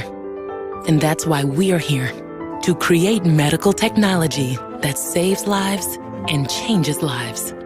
For the heart, the soul, the ambitions, and the dreams of every person we touch, we are here to innovate, to look at challenges from all angles, to follow patients beyond diagnosis, through treatment and recovery, to get them back to their best body, living their best lives, and being their best selves. Our ambitions are big. We are working to give people surgery without incisions, contact lenses that treat allergies, implants that monitor themselves, real-time maps of the heart. We are redefining what the body can accomplish. And even though we are a diverse group of businesses, we share a common goal: save lives and ignite all that's possible in every body.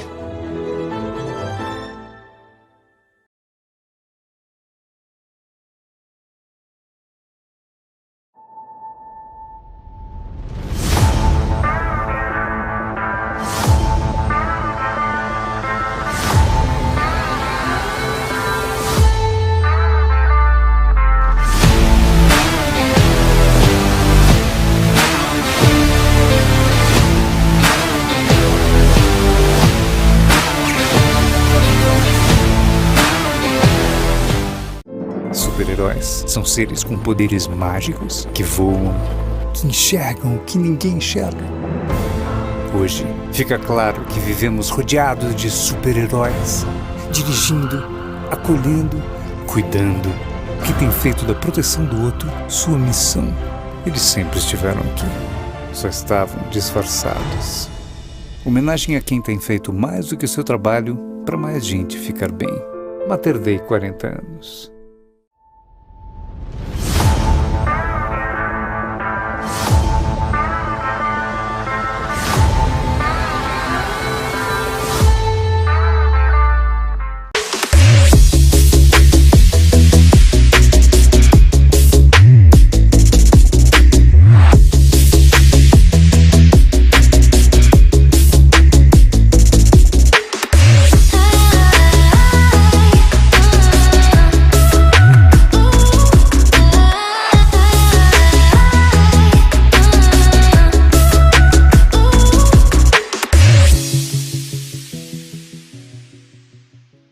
Em 2021, o prontuário eletrônico do paciente do SOMV solução da empresa para o setor hospitalar, ganhou pela 6ª vez consecutiva o reconhecimento de melhor da América Latina, de acordo com o Instituto Norte-Americano CLES.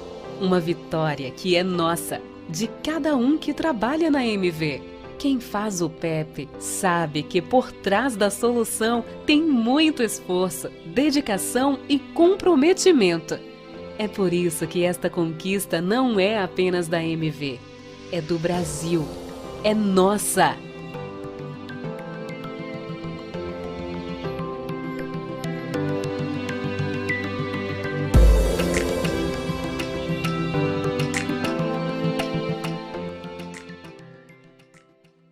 Nós nascemos na saúde e nos movemos pela saúde. Impulsionados por essa paixão, nos tornamos uma das maiores empresas de tecnologia para a saúde do Brasil. Nosso caminho é trilhado por 400 colaboradores e mais de 6.000 clientes. Somos tecnologia que evolui todos os dias. Somos Fixion.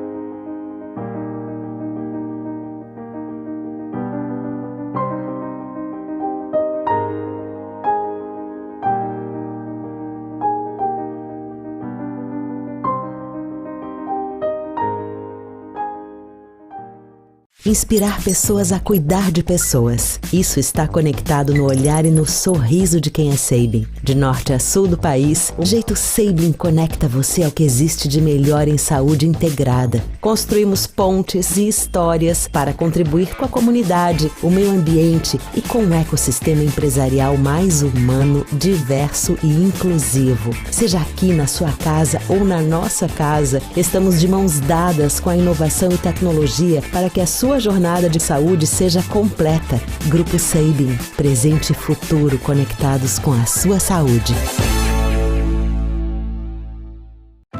Nascemos com o desafio de mudar o olhar para a saúde de cada pessoa, transformando informação em conhecimento. Tudo em um mesmo lugar, dados e serviços juntos para permitir pela primeira vez que cada um tenha a visão completa sobre sua saúde. Todos reunidos em uma plataforma, unindo forças para criar soluções extraordinárias e oferecer todo o cuidado que cada pessoa merece e precisa, de maneira coordenada e digital. Afinal, acreditamos que usar a tecnologia de forma inteligente e integrada é o primeiro passo para preservar o maior ativo de nossas vidas, a saúde. ID. Toda saúde é única.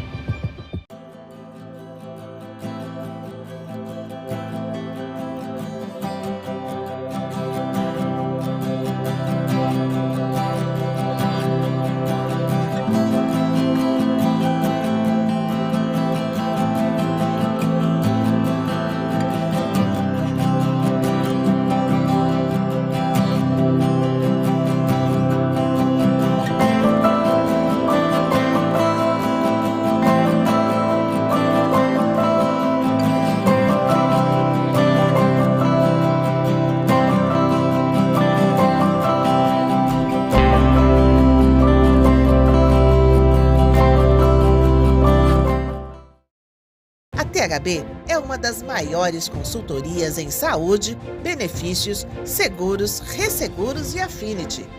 Com foco em inovação e proximidade com o cliente, a THB tem uma equipe multidisciplinar, com consultores especialistas na estruturação e administração de programas customizados. Fundada em 1978, faz parte do grupo MODELOS, o maior wholesale broker dos Estados Unidos, e está presente em todo o Brasil. THB, soluções que vão além do seguro.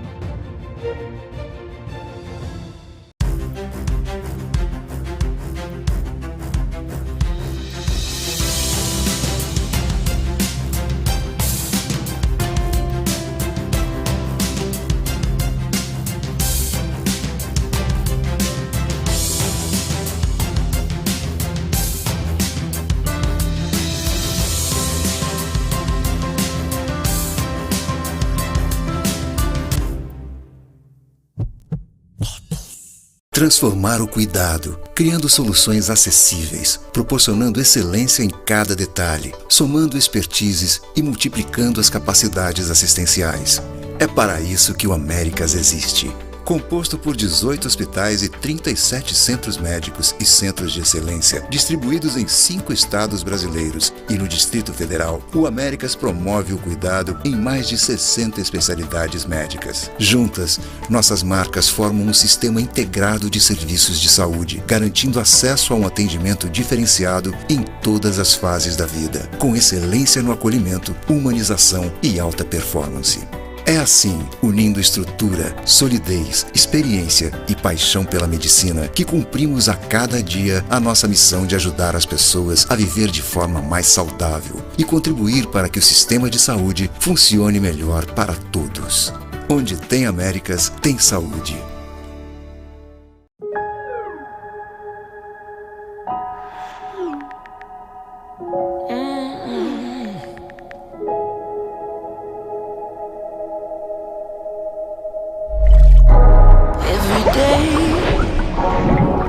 Trying to find my way.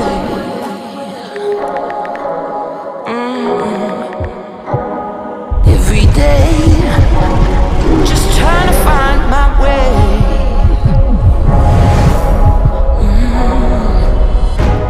Every day. É muito nova pra ficar tomando remédio pra louco. Essa geração é cheia de história. I'm gonna break through. Saúde mental é real. E quando alguém minimiza esse assunto, só aumenta o problema. Se você está passando por isso ou quer entender mais, a Amil pode ajudar.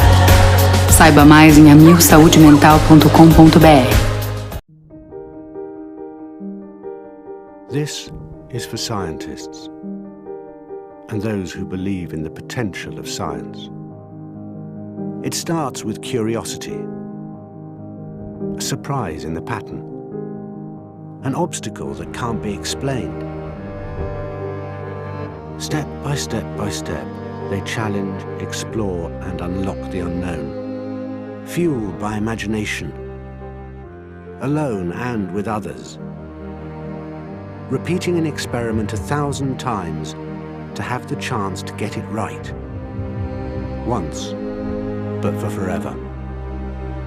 Making brave choices, choosing to push the boundaries, and choosing again and again to be led by science in everyday decisions, everyday interactions, no matter where they are. Because putting science at the center of everything is the best way to understand and transform disease, the best way to change people's lives. This is why we believe in what science can do.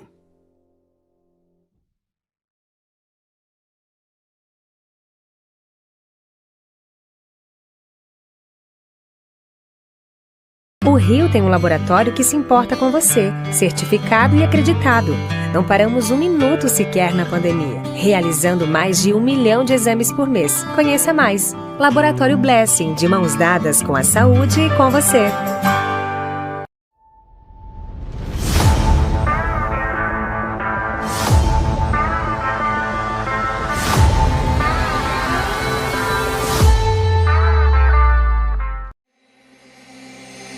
Em meio a tantas mudanças, temos uma certeza: a saúde continua sendo um fator decisivo na vida das pessoas. 1 a cada 4 brasileiros busca um plano de saúde para ter atendimento de qualidade. São pessoas que se preocupam com uma boa assistência médica e odontológica, inclusive na hora de escolher um emprego.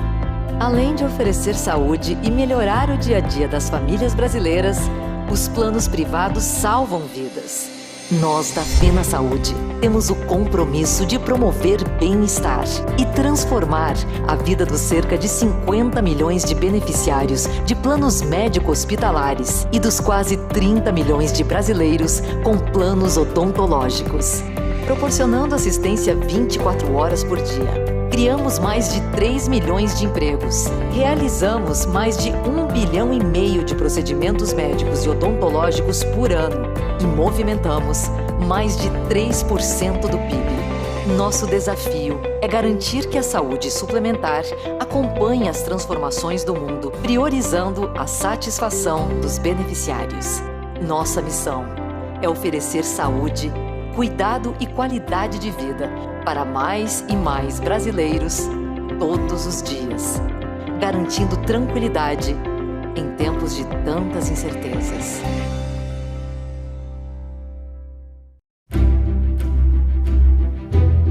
Fazer com que as pessoas façam mais, sintam-se melhor e vivam mais.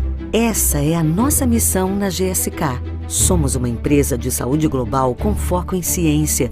Contamos com 3 negócios globais que atuam na pesquisa, desenvolvimento e fabricação de medicamentos, vacinas e produtos de consumo. Há mais de 110 anos, estamos transformando a saúde dos brasileiros. Somos líderes em soluções para a saúde em diversas áreas, como vacinas, HIV e respiratória. Nossos valores e expectativas guiam tudo o que fazemos na GSK e nos apoiam em nossa missão de ajudar as pessoas a fazer mais, sentir-se melhor e viver mais.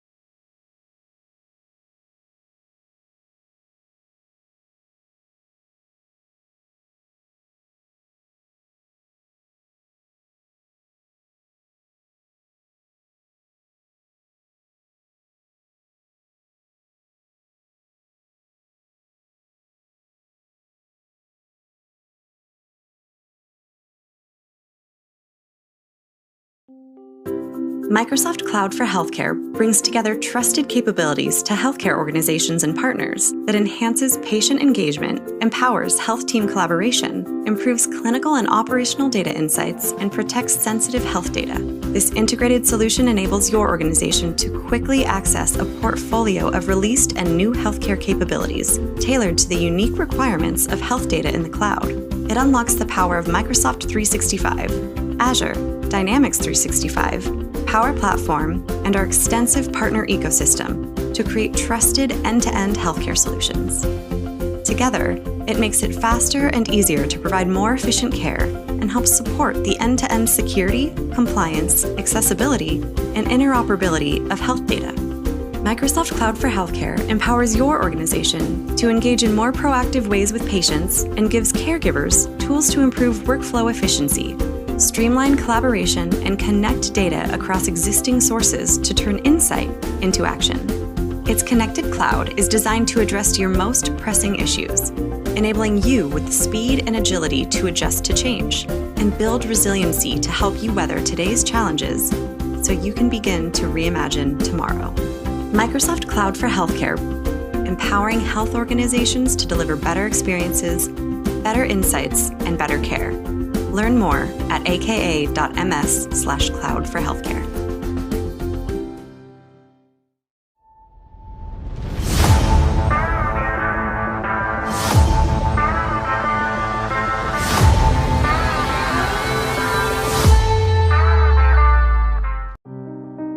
Pronep Life Care, uma marca do grupo Sodexo, é uma das empresas pioneiras na atenção domiciliar no Brasil. Desde sua fundação, a Pronep Life Care já cuidou de mais de 35 mil vidas e atende em todo o país mais de 2.000 pacientes por dia, atuando no cuidado e atenção às mais variadas necessidades. Tudo feito por uma equipe altamente qualificada e especializada na casa do paciente, de acordo com suas necessidades individuais e com acolhimento e cuidado. A qualidade do nosso atendimento garantiu o reconhecimento da Joint Commission International, JCI, que nos certificou com um selo respeitado mundialmente. Tudo isso para levar ao paciente e sua família qualidade de vida e conforto, sem abrir mão de cuidados médicos de excelência. A Pronep não deixa faltar nada para minha filha. Eu sou muito bem tratada por eles.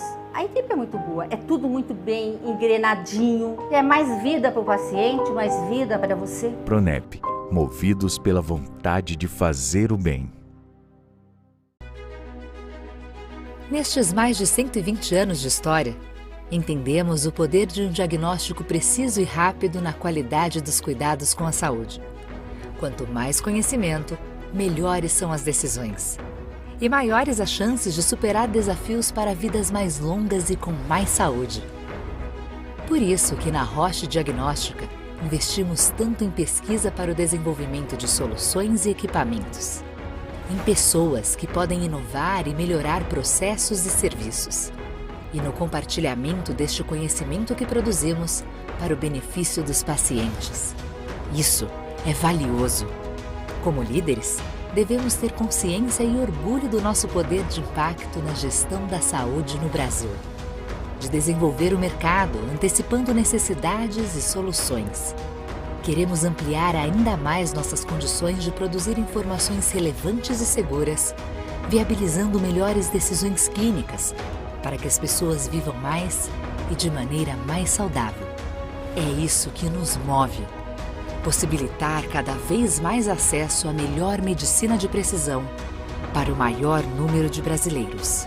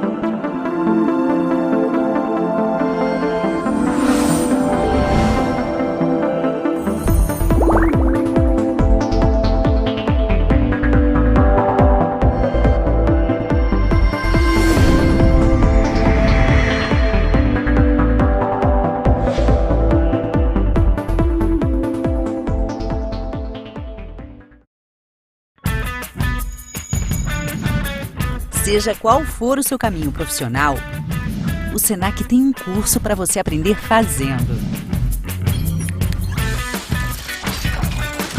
Você pode começar uma profissão do zero ou seguir nossa trilha de desenvolvimento e se aprimorar cada vez mais na sua carreira.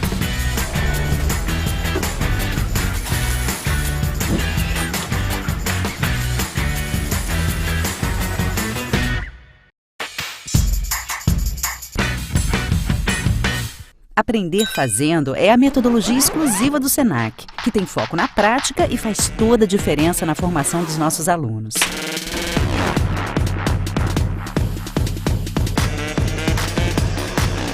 Saiba mais sobre ela aqui no site. Depois, continue navegando para escolher seu curso e garantir sua matrícula. Senac, todas as formas de aprender fazendo. Developed Protector, Environmental Infection Control.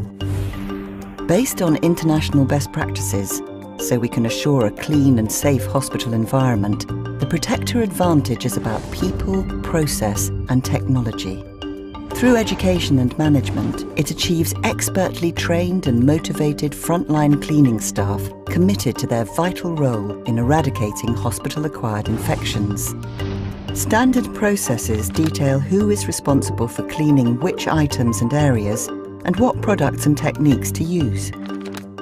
Protector incorporates the latest, most effective, clinically proven cleaning and decontamination innovations from across the planet. And from assessment to auditing to analysis, it works with you to drive additional value from under-pressure financial resources, ensuring patients are kept free from harm so they can go home when they should. Protector, environmental infection control from Sodexo. Your advantage in the fight against hospital-acquired infections.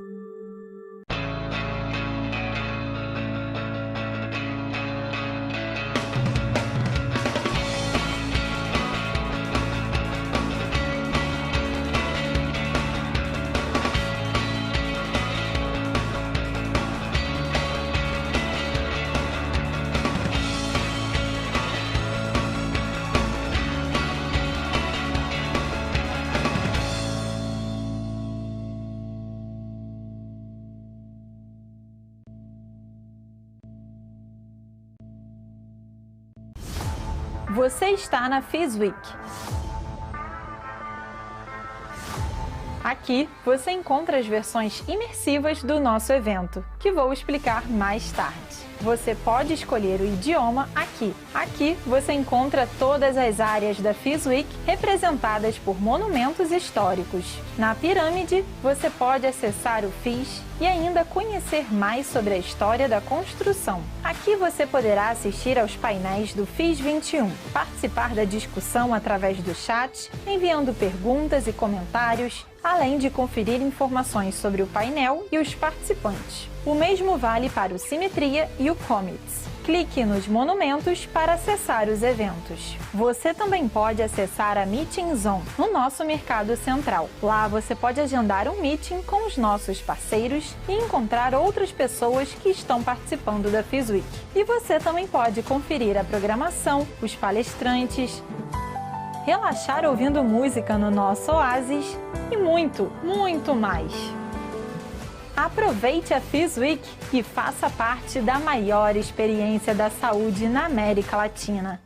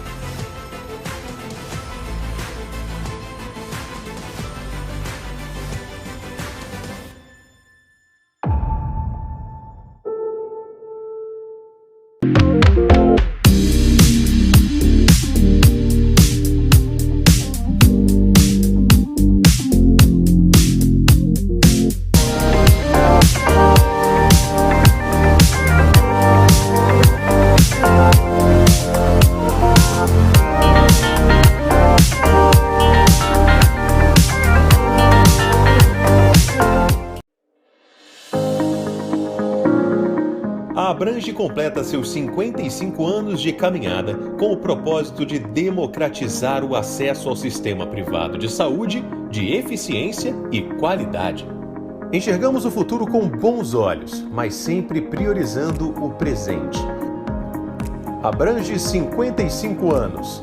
Nossa origem, nossas histórias e nossas conquistas.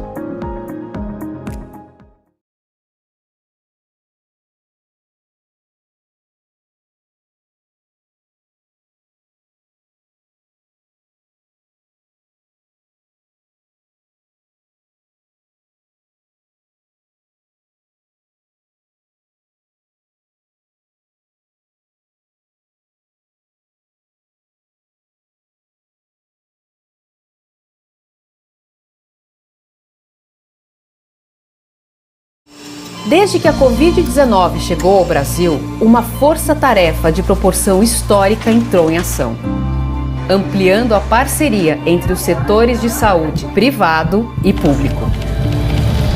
Um conceito central para nós ganhou ainda mais força: a saúde brasileira é uma só.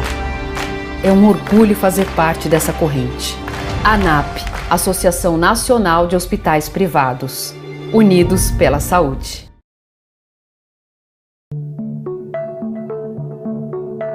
O conhecimento transforma. A transformação te carrega para o futuro.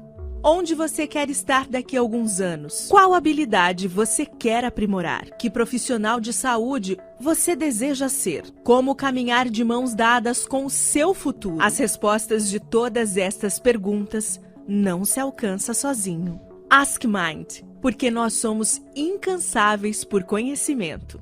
E você?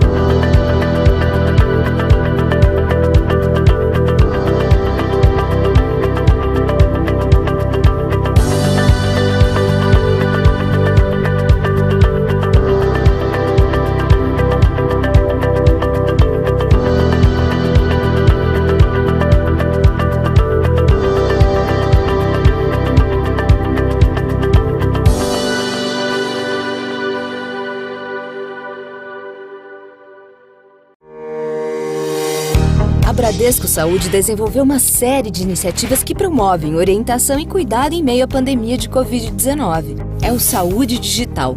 Com ele, quem tem Bradesco Saúde pode realizar consultas médicas por videochamada sem sair de casa. Veja como funciona. Para dúvidas e sintomas de Covid-19 ou outras questões de saúde, você deverá acessar o app Bradesco Saúde. Se você ainda não tem instalado, faça o download gratuito na App Store ou no Google Play. Para consultas médicas regulares com médicos referenciados, acesse o site bradescosaude.com.br. Confira as especialidades disponíveis para atendimento por videochamada e como agendar sua consulta. Bradesco Saúde, ao seu lado contra o coronavírus. É pra ficar junto. Inspira, para saber sua história. É pro seu estilo de vida. É para olhar nos olhos. É para cada fase da vida. A DASA é uma rede de saúde integrada que acompanha as pessoas ao longo da vida. DASA é para toda a vida.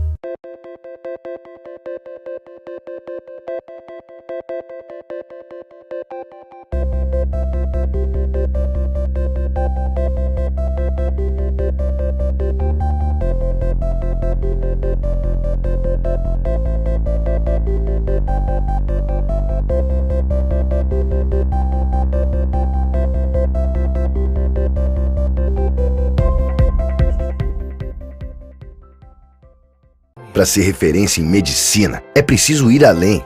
É preciso ciência, método de pesquisa, fomentar conhecimento, compartilhar e formar talentos. Ao longo do tempo, investimos para termos o melhor corpo médico, as melhores instalações, a melhor equipe assistencial, a tecnologia mais avançada. É nisso que acreditamos. É isso que buscamos. Somos o Hospital Moinhos de Vento. Referência em medicina, referência em saúde.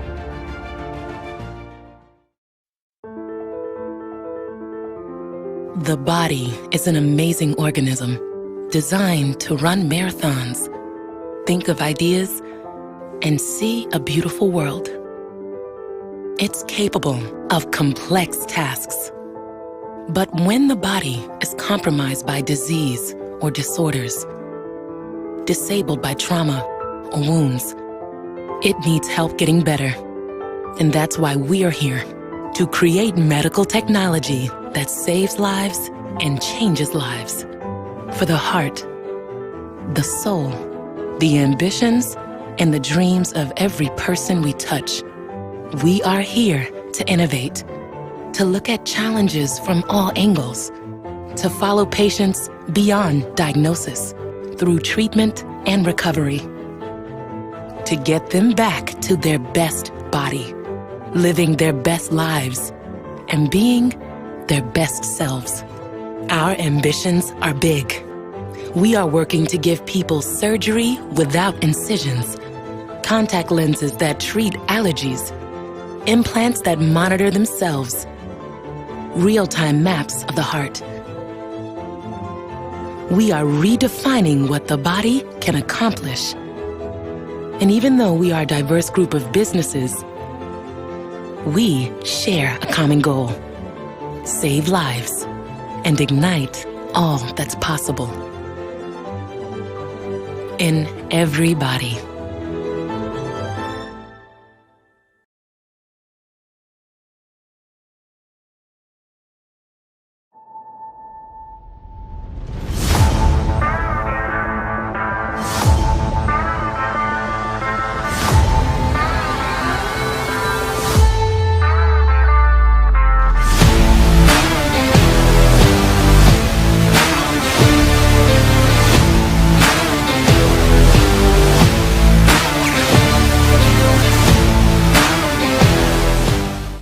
Super-heróis são seres com poderes mágicos que voam, que enxergam o que ninguém enxerga.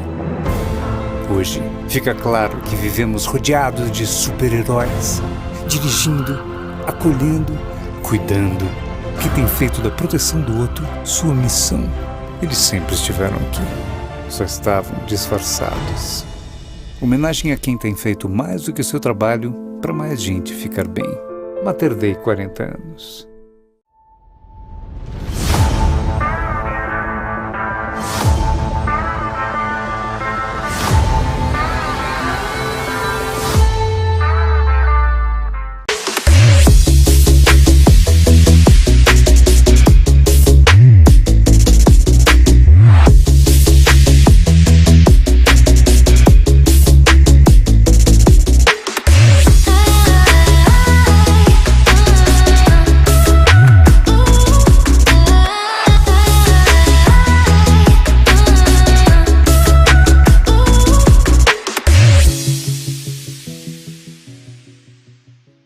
Em 2021, o prontuário eletrônico do paciente do SOMV Solução da empresa para o setor hospitalar ganhou pela 6ª vez consecutiva o reconhecimento de melhor da América Latina, de acordo com o Instituto Norte-Americano CLES.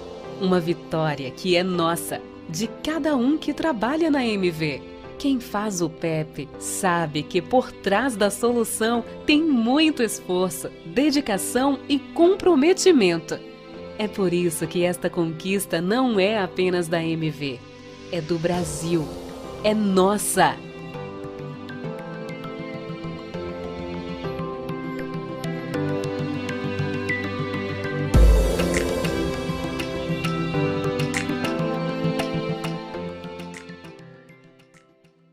Nós nascemos na saúde e nos movemos pela saúde. Impulsionados por essa paixão, nos tornamos uma das maiores empresas de tecnologia para a saúde do Brasil. Nosso caminho é trilhado por 400 colaboradores e mais de 6.000 clientes. Somos tecnologia que evolui todos os dias. Somos Fixion.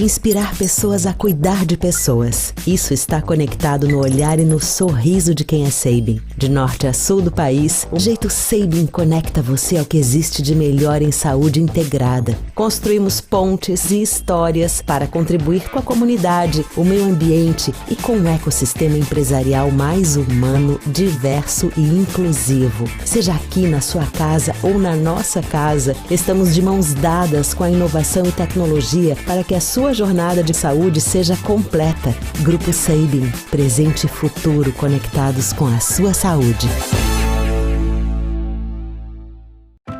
Nascemos com o desafio de mudar o olhar para a saúde de cada pessoa, transformando informação em conhecimento. Tudo em um mesmo lugar, dados e serviços juntos para permitir pela primeira vez que cada um tenha a visão completa sobre sua saúde. Todos reunidos em uma plataforma, unindo forças para criar soluções extraordinárias e oferecer todo o cuidado que cada pessoa merece e precisa, de maneira coordenada e digital. Afinal, acreditamos que usar a tecnologia de forma inteligente e integrada é o primeiro passo para preservar o maior ativo de nossas vidas, a saúde. ID.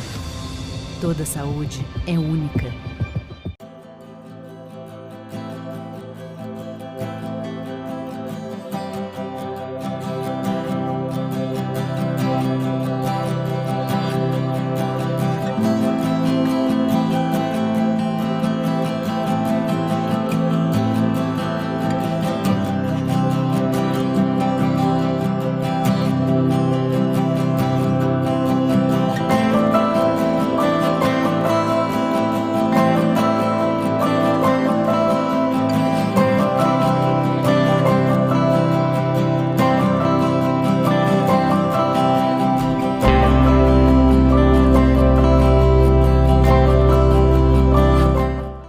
THB é uma das maiores consultorias em saúde, benefícios, seguros, resseguros e affinity. Com foco em inovação e proximidade com o cliente, a THB tem uma equipe multidisciplinar, com consultores especialistas na estruturação e administração de programas customizados. Fundada em 1978, faz parte do grupo MODELOS, o maior wholesale broker dos Estados Unidos, e está presente em todo o Brasil. THB, soluções que vão além do seguro.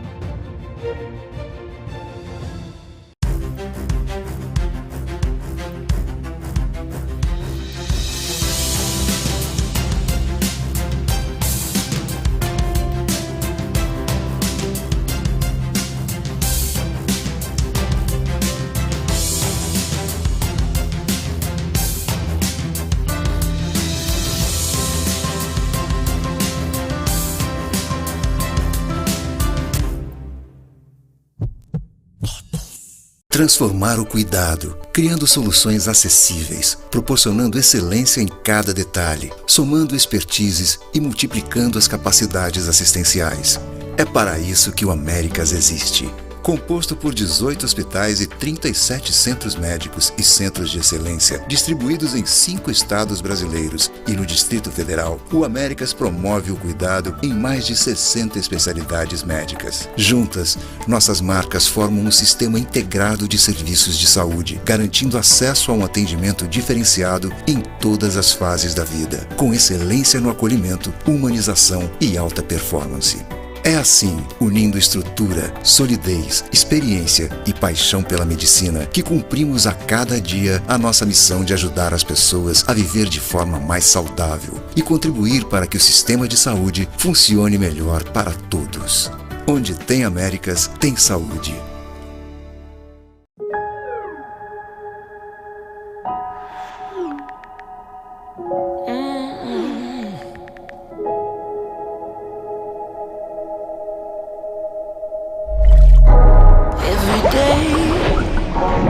Just trying to find my way.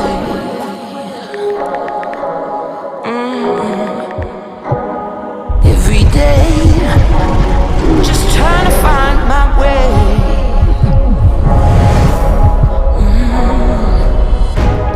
Every day. É muito nova pra ficar tomando remédio pra louco. Essa geração é cheia de história. I'm gonna break through. Saúde mental é real. E quando alguém minimiza esse assunto, só aumenta o problema. Se você está passando por isso ou quer entender mais, a Amil pode ajudar. Saiba mais em amilsaudemental.com.br. This is for scientists and those who believe in the potential of science. It starts with curiosity. A surprise in the pattern, an obstacle that can't be explained. Step by step by step, they challenge, explore, and unlock the unknown, fueled by imagination, alone and with others, repeating an experiment 1,000 times to have the chance to get it right, once, but for forever. Making brave choices, choosing to push the boundaries, and choosing again and again to be led by science in everyday decisions, everyday interactions, no matter where they are. Because putting science at the center of everything is the best way to understand and transform disease, the best way to change people's lives. This is why we believe in what science can do.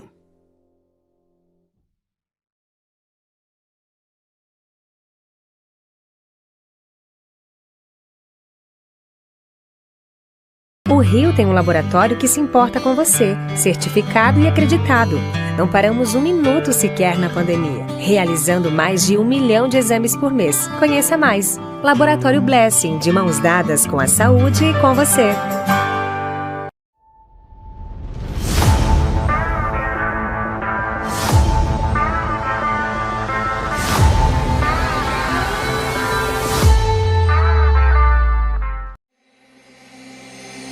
Em meio a tantas mudanças, temos uma certeza: a saúde continua sendo um fator decisivo na vida das pessoas. 1 a cada 4 brasileiros busca um plano de saúde para ter atendimento de qualidade. São pessoas que se preocupam com uma boa assistência médica e odontológica, inclusive na hora de escolher um emprego. Além de oferecer saúde e melhorar o dia a dia das famílias brasileiras, os planos privados salvam vidas. Nós da Pena Saúde temos o compromisso de promover bem-estar e transformar a vida dos cerca de 50 milhões de beneficiários de planos médico-hospitalares e dos quase 30 milhões de brasileiros com planos odontológicos. Proporcionando assistência 24 horas por dia. Criamos mais de 3 milhões de empregos. Realizamos mais de 1,5 bilhão de procedimentos médicos e odontológicos por ano. E movimentamos mais de 3% do PIB. Nosso desafio é garantir que a saúde suplementar acompanhe as transformações do mundo, priorizando a satisfação dos beneficiários. Nossa missão é oferecer saúde, cuidado e qualidade de vida para mais e mais brasileiros todos os dias, garantindo tranquilidade em tempos de tantas incertezas.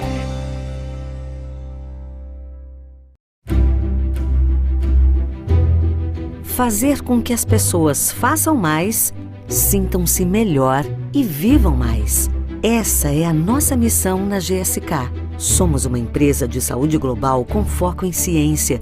Contamos com 3 negócios globais que atuam na pesquisa, desenvolvimento e fabricação de medicamentos, vacinas e produtos de consumo.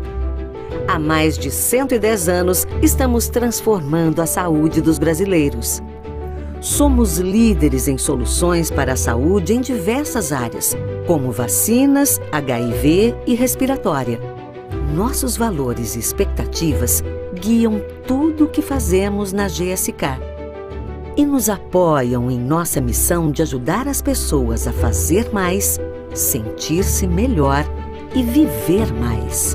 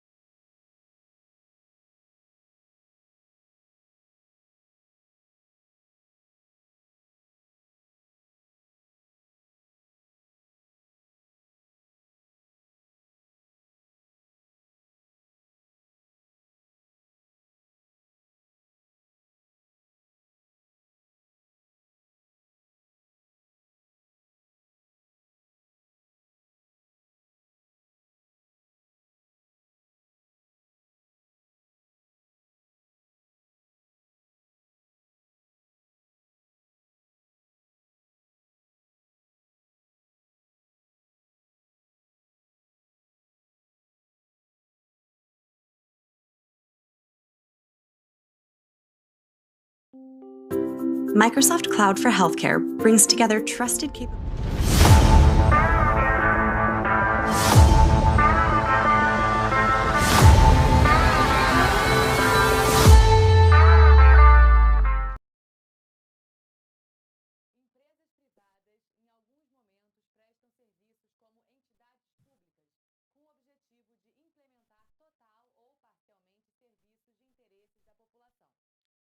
Services that are of the interest to their population. These public-private relationships are the theme of our next panel, Revolutionizing Public-Private Relationships, with Sergio Fausto, Executive Superintendent of FHC Foundation, Patricia Fossar, General Manager of Brazil and Legal Consultant for Philips Latin America, José Francisco Compaio, Independent Consultant, and Antonio Brito, Executive Director of ANAP. He's going to be our moderator. And do not fail to go to our social networks and share with us the experiences you were having. Let's hear the panel.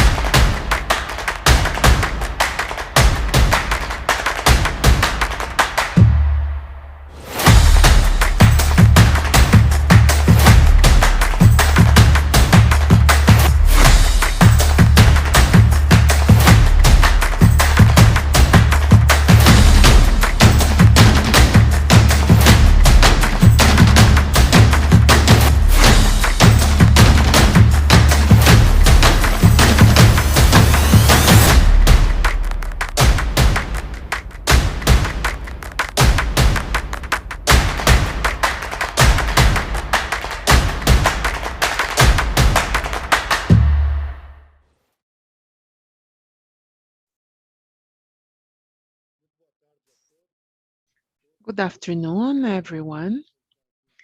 It's a pleasure to accept your invitation to be here for this opportunity for debate.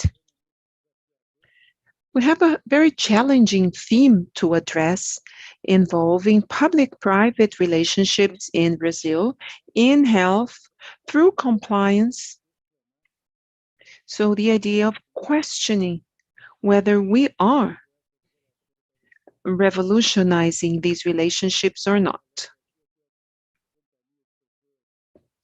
And I am very glad to be in a company of very successful and highly qualified people. So first, we have our dear José Francisco Compagno with a long career. He's been partner of successful auditing firms, and today he's an independent consultant. And we had a very nice conversation, and he's telling us that he is in the famous city of Preá, right next to the not least famous Jericoacoara in the state of Ceará in Brazil. And we have Patricia Frosson, is the national manager of Philips and also a legal consultant of Philips for Latin America. And Sergio Fausto, with a long career, although he's very young, and he is the CEO of Foundation President Fernando Henrique Cardoso. So we organized ourselves to, first of all, hear José Francisco and successively other guest speakers. And so each one will have 10 minutes for the opening remarks.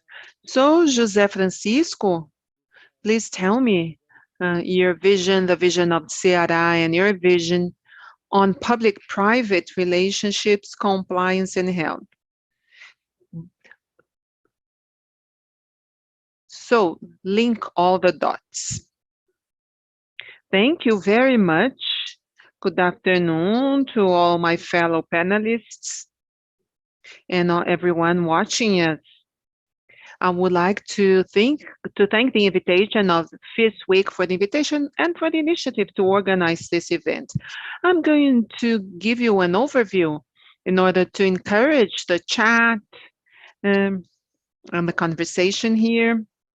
But just to set the context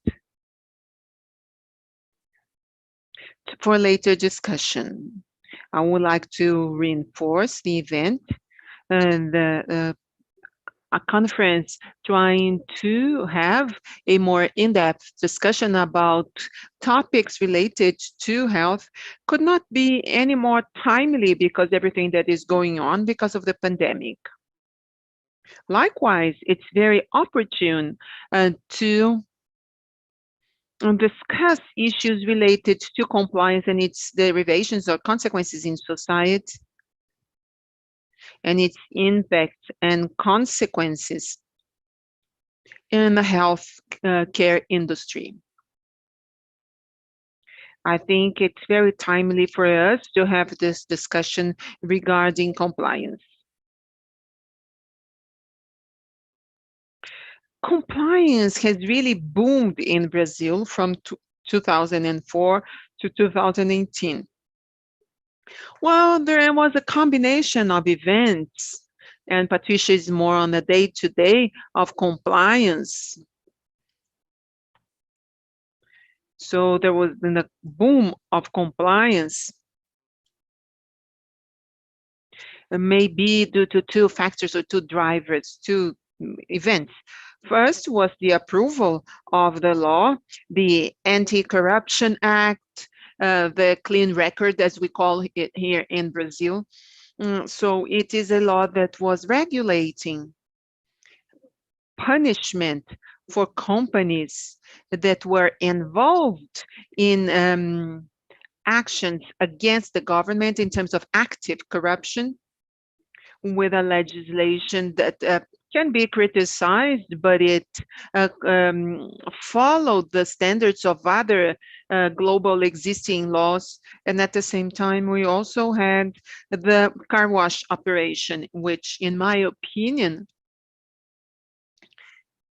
and due to political issues and legal issues, it may have had its flaws, but technically, in terms of integrity and compliance, the car wash operation was an operation that really fostered law enforcement activity, very intense in Brazil, with a very short time. If we compare the effective of the Anti-Corrupt Act in the US or the Anti-Corruption Act in the US,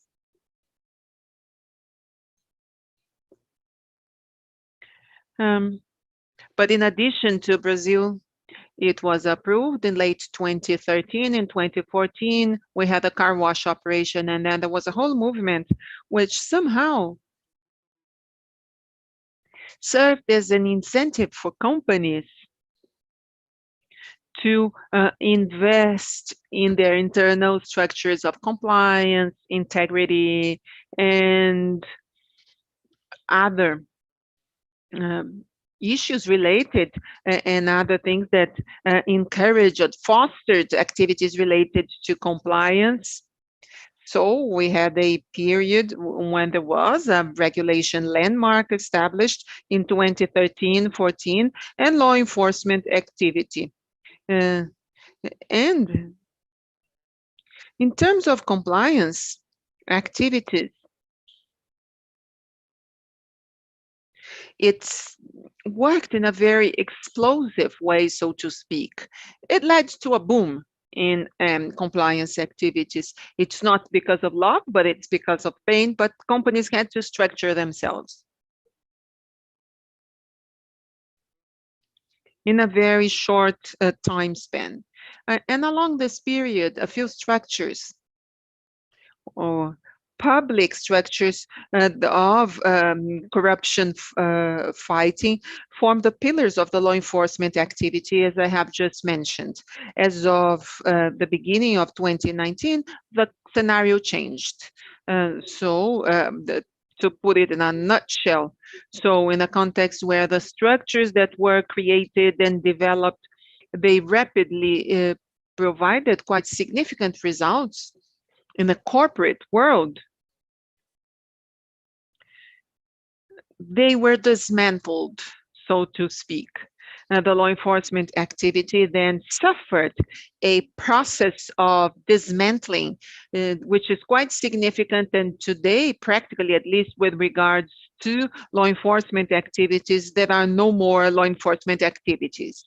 And I think here's the challenge of the corporate world in terms of compliance, because just as the manufacturers have contributed for the industry, so to speak, for compliance practices to strengthen, a lack of a more efficient law enforcement activity may serve as a lack of incentive for companies to structure themselves against possible risks related to compliance. So talking about the corporate world and overall vision, these are the things for us to deal with over the past few years. In the healthcare industry, which was also impacted by this movement of car wash and other operations, it's a heavily regulated industry. And obviously, because of this regulation, it needs to have a very robust compliance structure, and this was not the case in Brazil. After what I have mentioned, this became slightly more significant for Brazilian companies. However, international companies are those that structure themselves in terms of building compliance practices because they already adopted the international ones, especially those that were only Brazilian. were well structured, and then after that, the Brazilian companies structured themselves, and they followed the international ones because of competitiveness and risk.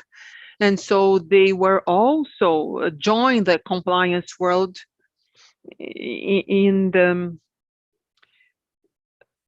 healthcare industry.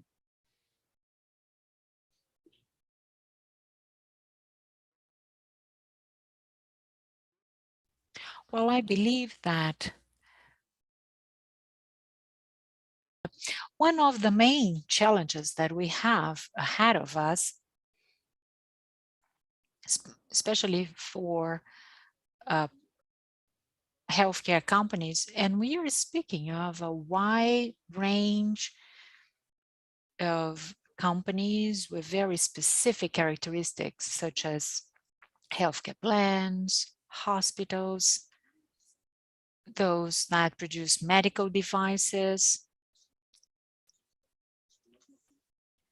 One of them has, they have different risk levels, but all healthcare companies has a very marked and close relationship with the public sector in different ways. Of course, we cannot consider them all to be the same because it's a widely diverse sector. But one of the challenges we all face, which is part of all productive activities, but healthcare is more susceptible, and at the same time, it has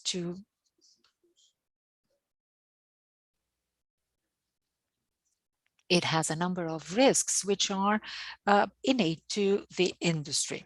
So the challenges we are going to face from now on, especially concerning healthcare, are integration. We are going to discuss here compliance, but it's also a widely diversified activity.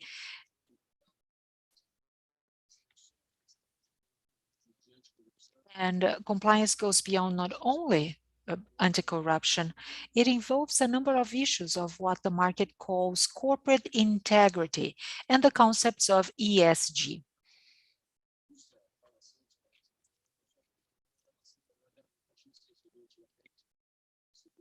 The healthcare industry is subject to specific risks and to adaptations in our current context. So these were my initial remarks. I hope in our discussion we can approach all the different topics and contribute to the discussion that industry players will have to have. Thank you, José Francisco. We are going to have the pleasure to listen to Patricia,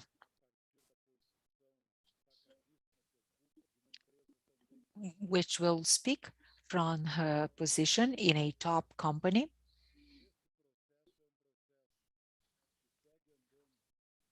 Is it a process that has really gained importance in the industry?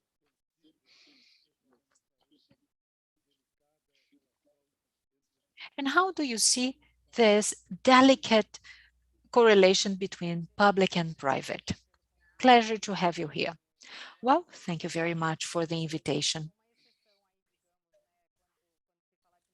I'm an exception when we speak about a lawyer leading a business. So this panel speaks very close to my technical experience as a lawyer and also in my position today. When I took over the head of legal and compliance for Latin America, some people really asked me, isn't there a conflict of interest in your position? And I really asked myself, well, if there is a position in the company that has a conflict with compliance, this is such a job that should not exist. When we are speaking about compliance, we have to talk about people, not public and private sector. And I like to introduce like that because we believe that organizations are formed by people, and people go from private to public and public back to private. So compliance within this equation, it means that we are all human beings, we are all people, and we have our own levels of ethics, compliance, which might be different for different people. I don't like to think about compliance for public or private sector, no, because there are some sensitive issues among private relationships as well. And I always like to bring about examples of behaviors. And whenever I talk about compliance, I bring that to the discussion. So Facebook, social network, and once I saw a comment of someone saying, do you know anyone who could help us just deal with our driving license and our penalties? And I read the comments. Some people just say, well, it's wrong. It's illegal. You cannot do it. Others recommend someone who do it. Or the WhatsApp group of our condos. Well, I have here a list of wines being sold by a friend, much cheaper than if we buy in the store. So have they paid for tax? And some people tend not to ask themselves whether this is right or wrong. As has been pointed out by José Francisco, Lava Jato and the anti-corruption law are very important landmarks in our country. I really think that we have changed levels of understanding concerning corruption and compliance. It started in 2013, and since then, everyone has been talking about that. So it really puts people into thinking about that before making decisions, before taking actions.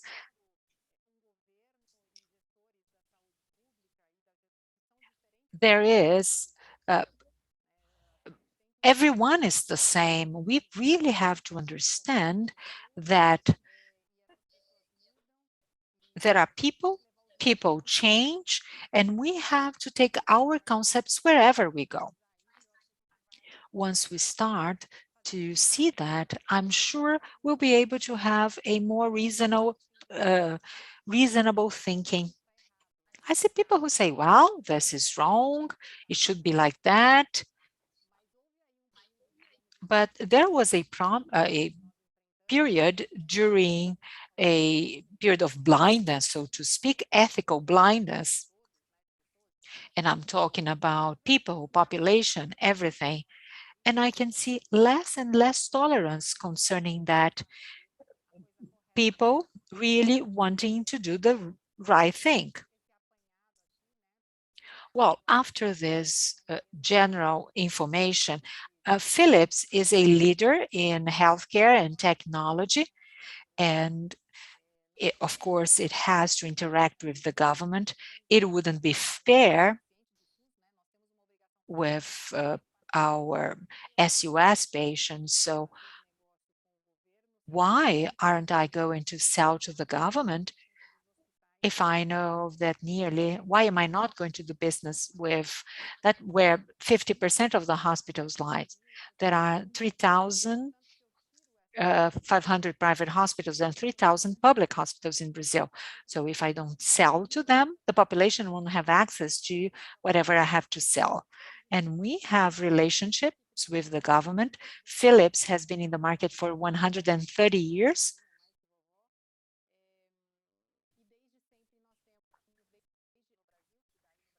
And we've been in Brazil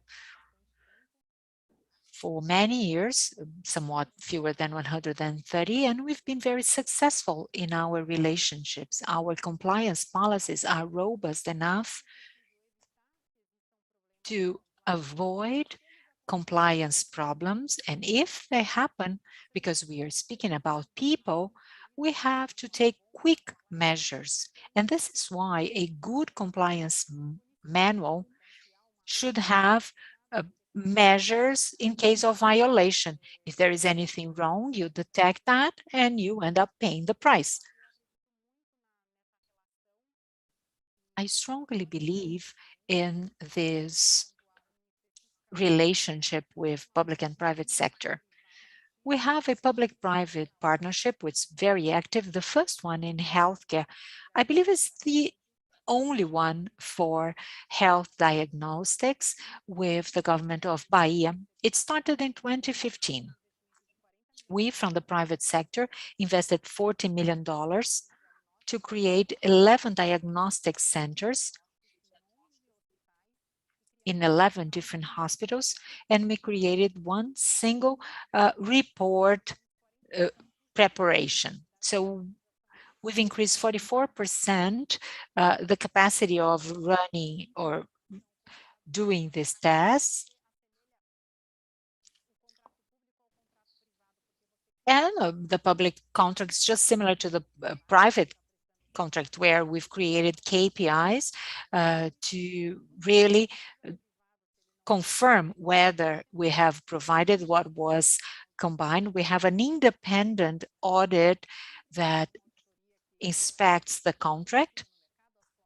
It should be a widely known consulting company. It's Ernst Young, and we just replace the consulting company every 3 years because that's market practice. And they run independent audits to make sure that the KPIs are being met. It is possible to have relationships with the government and provide the best in terms of technology so that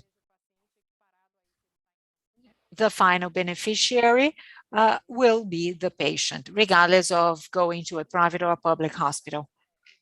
And at the same time, we can show a cost reduction as well. We have proactively worked with different healthcare agencies to submit projects such as this. This is part of the partnership law. If the government is willing to receive private partners, so a RFI is open to the market for free, like a bidding process. And once it's done, if the government decides which project will be implemented, a public consultation or a process of public bidding is opened. So it's possible to innovate with the public sector, especially teaching centers. They are very active in terms of telemedicine, teleconsultation, distance services, and I can see a lot of opportunities for patients, for industry, and for the government. So these would be my initial highlights. Thank you, Patricia. So hearing Patricia and José Francisco,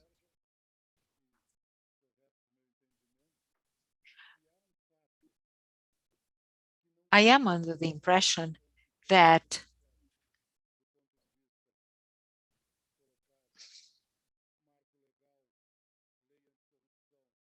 I can see that the anti-corruption law has been an important landmark, but we have been experiencing some movement backwards. But Patricia indicated that now people are much more aware. The population is aware, and the private companies are committed. So is it half full, half empty? How do you see our current situation?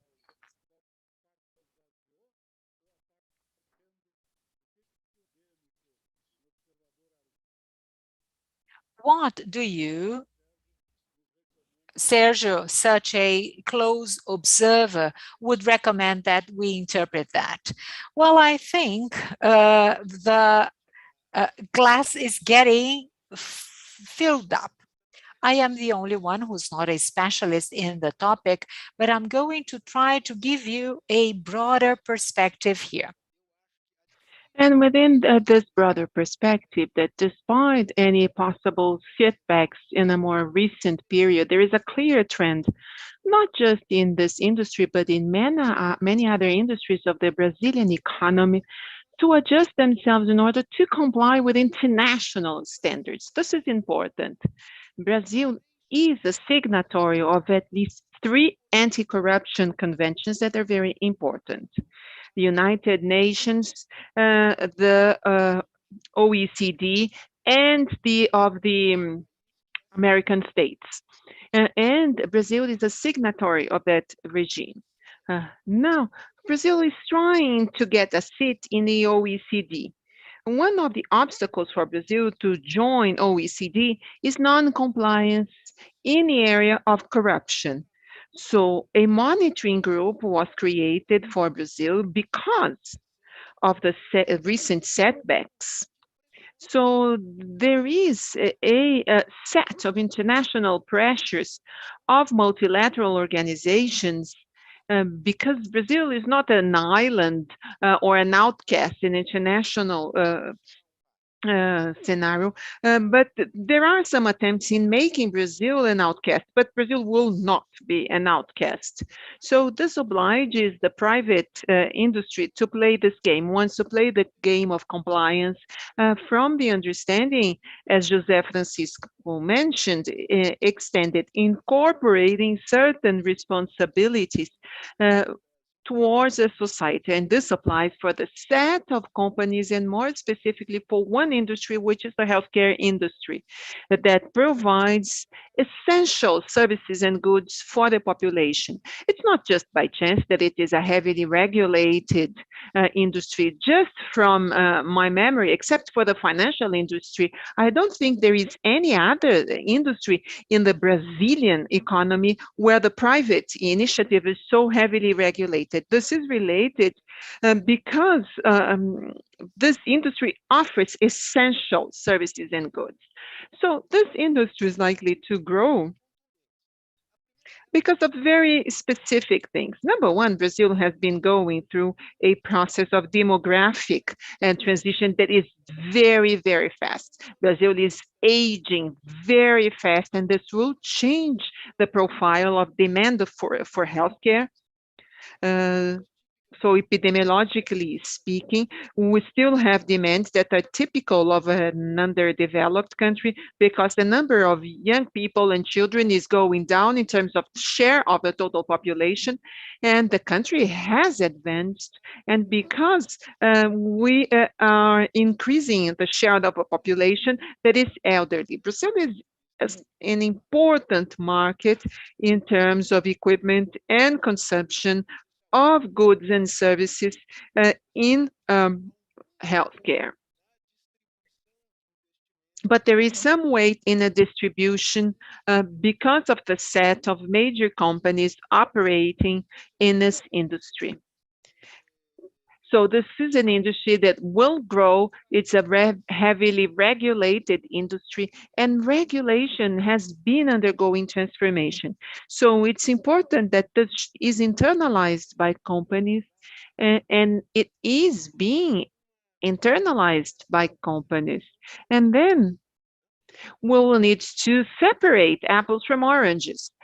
So for many different reasons, some companies will go on playing the game, that is to depend from special relationships with the state through the political system.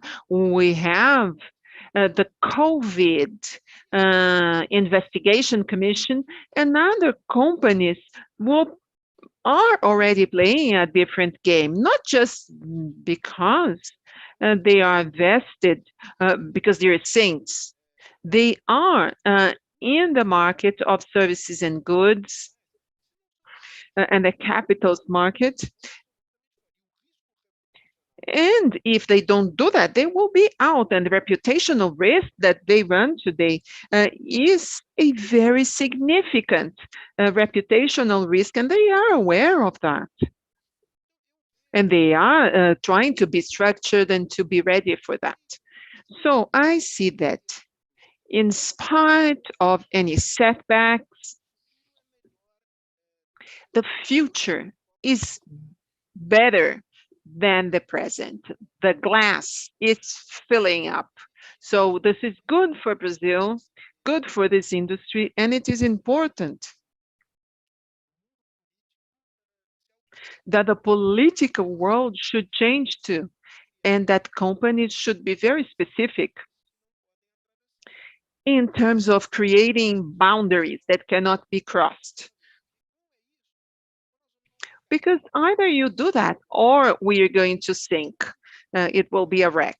So the prospect of making Brazil into a pariah or an outcast international system, no prestige, will not be sitting on a table with the most powerful nations. Well, this is a possibility, but I think that the strength of the private enterprise, the strength here represented by Patricia, will make us go into a different direction. And I think we can be optimistic.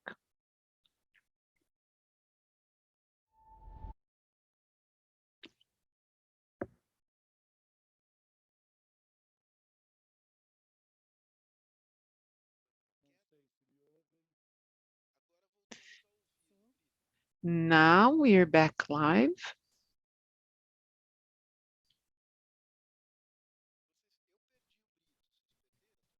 I cannot see Brito anymore. No.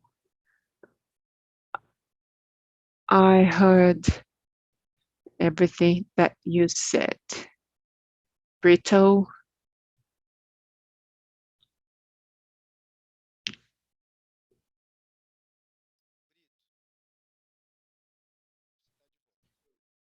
Here he is, he's back. I apologize, something happened. Thank you very much. All your comments were very interesting. But the second part of this event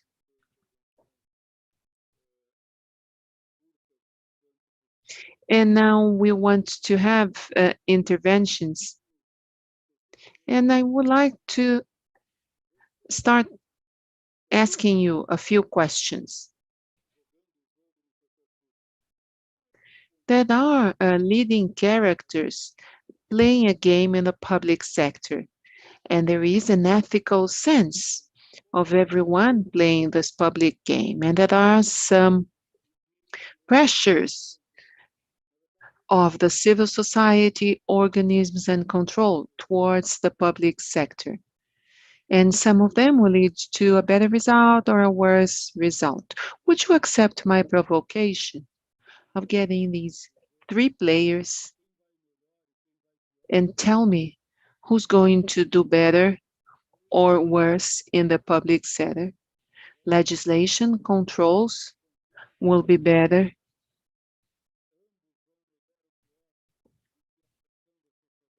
Are they better or worse than the pressure on society and control organs in terms of their assessing each one of these?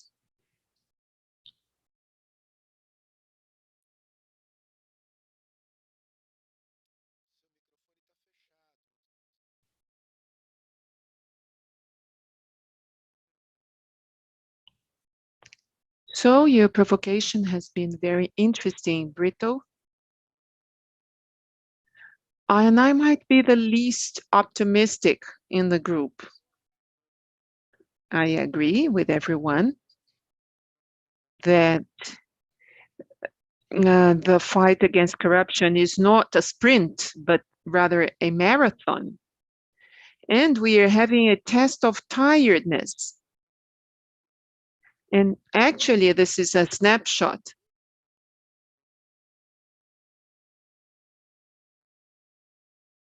And this is very negative. This is the law.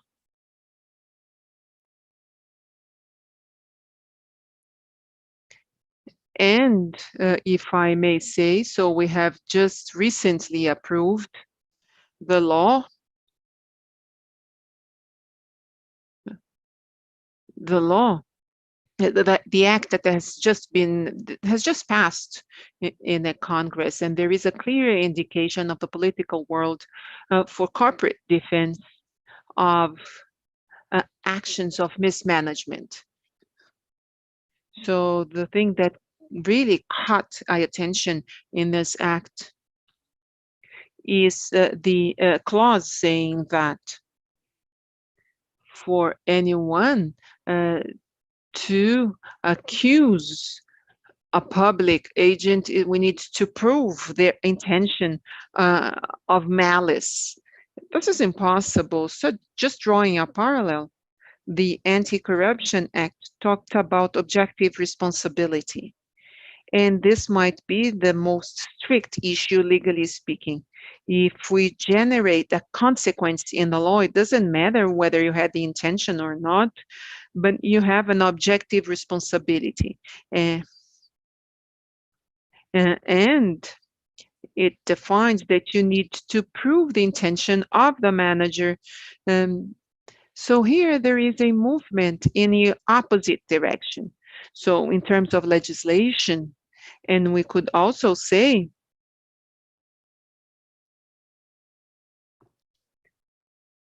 and then there is also a setback. Now, talking about control organs, we might get to a situation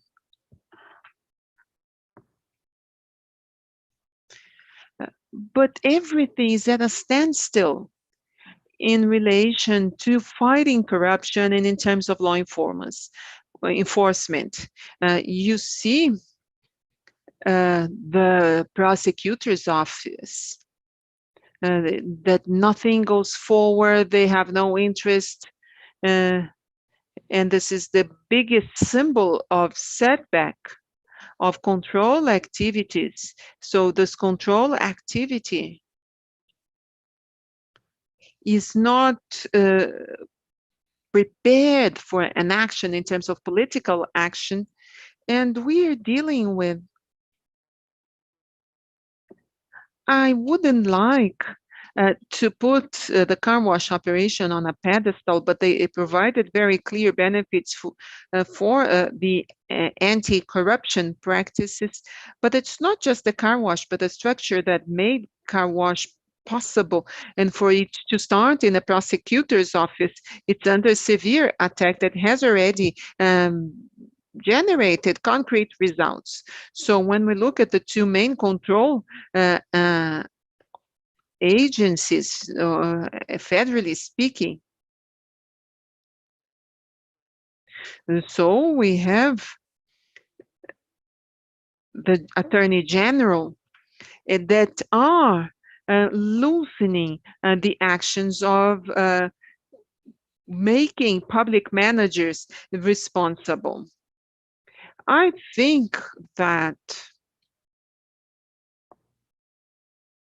the individual behavior or attitude, individual behavior depends a little bit on these two other items. I think that the population was very much influenced by the car wash operation that we discussed, compliance, that no one knew what it is.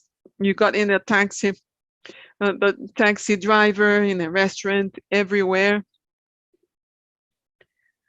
So because of the car wash operation, the ethics issues became very popular. And I think that today we still have a certain legacy of that work, but I am very skeptical and very concerned when there is a loosening of other mechanisms that make it possible to improve the ethical attitude of the population, whether this ethical attitude doesn't run the risk of having a setback.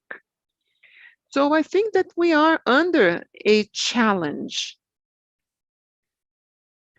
So everything that was that people won in a very hard way is now under attack, and it is significantly weakened. Now, as a society, we need to see, and then corporations are part of society, we need to see if society, in terms of corporate organizations and people individually, if they can evolve alone in terms of improving ethics, the national ethics, without the public activities by the legislator and control agencies. I'm skeptical, and now I am just watching how this is going to evolve and how we are going to build this over the next 4 or 5 years. So, and from 14 to 18, there is a process more intense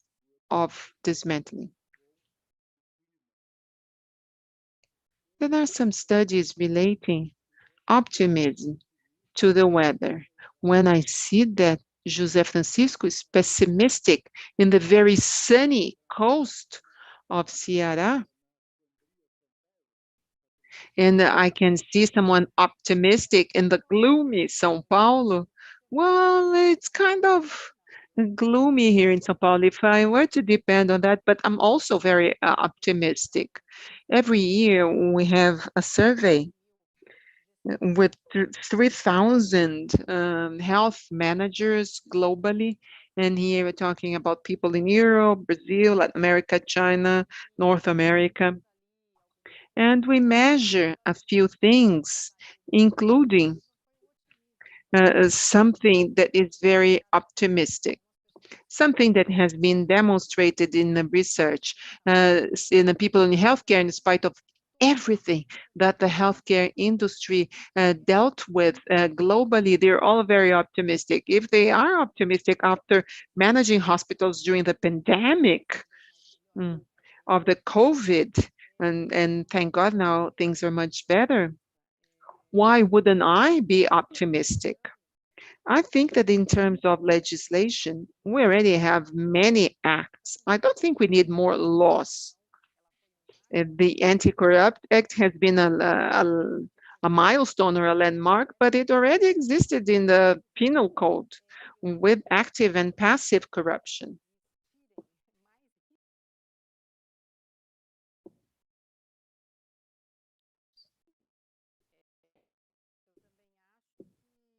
And I also think, and I agree, that there are expectations of creating laws that we as a society should pay attention, so that what we have already accomplished or one will not be lost. So we want it to continue and for the glass to be fuller and fuller so that we don't go back. In our industry, in my case, the private industry, we should not be limited by fear.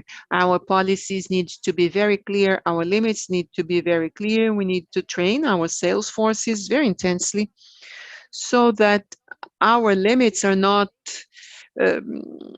so it's not about just not offering what is good and best for the public industry. We should not be limited by fear. I think that fear sometimes is the fear of the unknown, of how to work and how to react in situations that are not so compliant as we see. Sergio, how do you see today the public aspect of this equation? And what could you tell us? And could you tell us how is sunshine like close to where you live? Well, it's cloudy, it's outcast. Maybe his glass is fuller after what we said. It's not so full because I have already drank it. But the picture, the photography,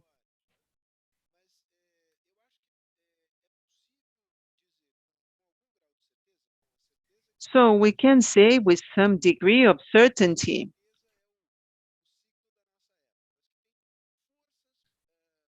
So, but there are strengths, objective strengths, pushing towards greater transparency, greater integrity, greater compliance in the relationships in the private enterprise as a whole, and more specifically in the healthcare industry. What I find important are two things. Number one, of course, this issue is not something that is limited only to the theme of corruption.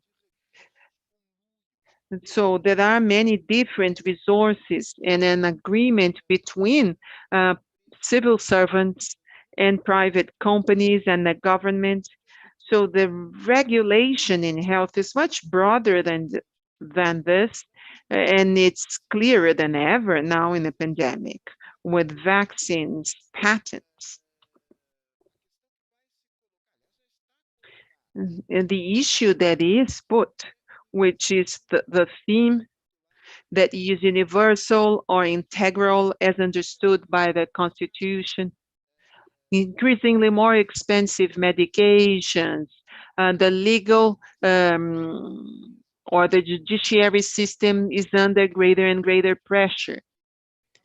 So there is the fact that there will be more and more treatments for diseases that today are regarded as incurable. The society is going to make pressure for that, and companies will need to deal with that. This is an important theme. This is an area of friction between the public initiative and society. So it needs to be very clear the scope of these issues that we could somehow capitulate within the theme of integrity, compliance, ESG, and other things of similar nature. So there are companies playing the old game, and they find some receptiveness in the legislative and executive branches, but I have to believe that Brazil is moving towards a different direction. If Brazil had no weight in the world, if Brazil were a banana republic on the corner and elites could do whatever they wanted without suffering consequences, I would be more pessimistic. But Brazil is a country that is integrated in the world, with a society that is more and more integrated. It has a prosecutor's office that is increasingly more integrated. So we have companies, integrations, and people, and the press too, that make us believe that the glass is filling up. No. Dear friend, if you are pessimistic, go to a gloomy place and then you're going to become more pessimistic. This is what the conclusion we can take from here, empirical conclusions. So now this thing of compliance has grown so much that there is even compliance with a clock. And so we need to keep on looking at the clock all the time. Now going for a last round with the three friends, I would like to add something here. If there was no legislation in the healthcare industry telling what is legal and what is not legal, if there was no regulation on what can and must be done, there's a very simple way in compliance with health plans. Ask if what is going to be done meets the interests of patients. The healthcare industry has a limit to cling to. If there was no rule or regulation, is it good enough or not? For the final round, how do you see in a specific case of healthcare this need in addition to looking at inflation and everything, to also put the patient at the center in terms of the decisions that are made by the healthcare industry. So Patricia, you go first.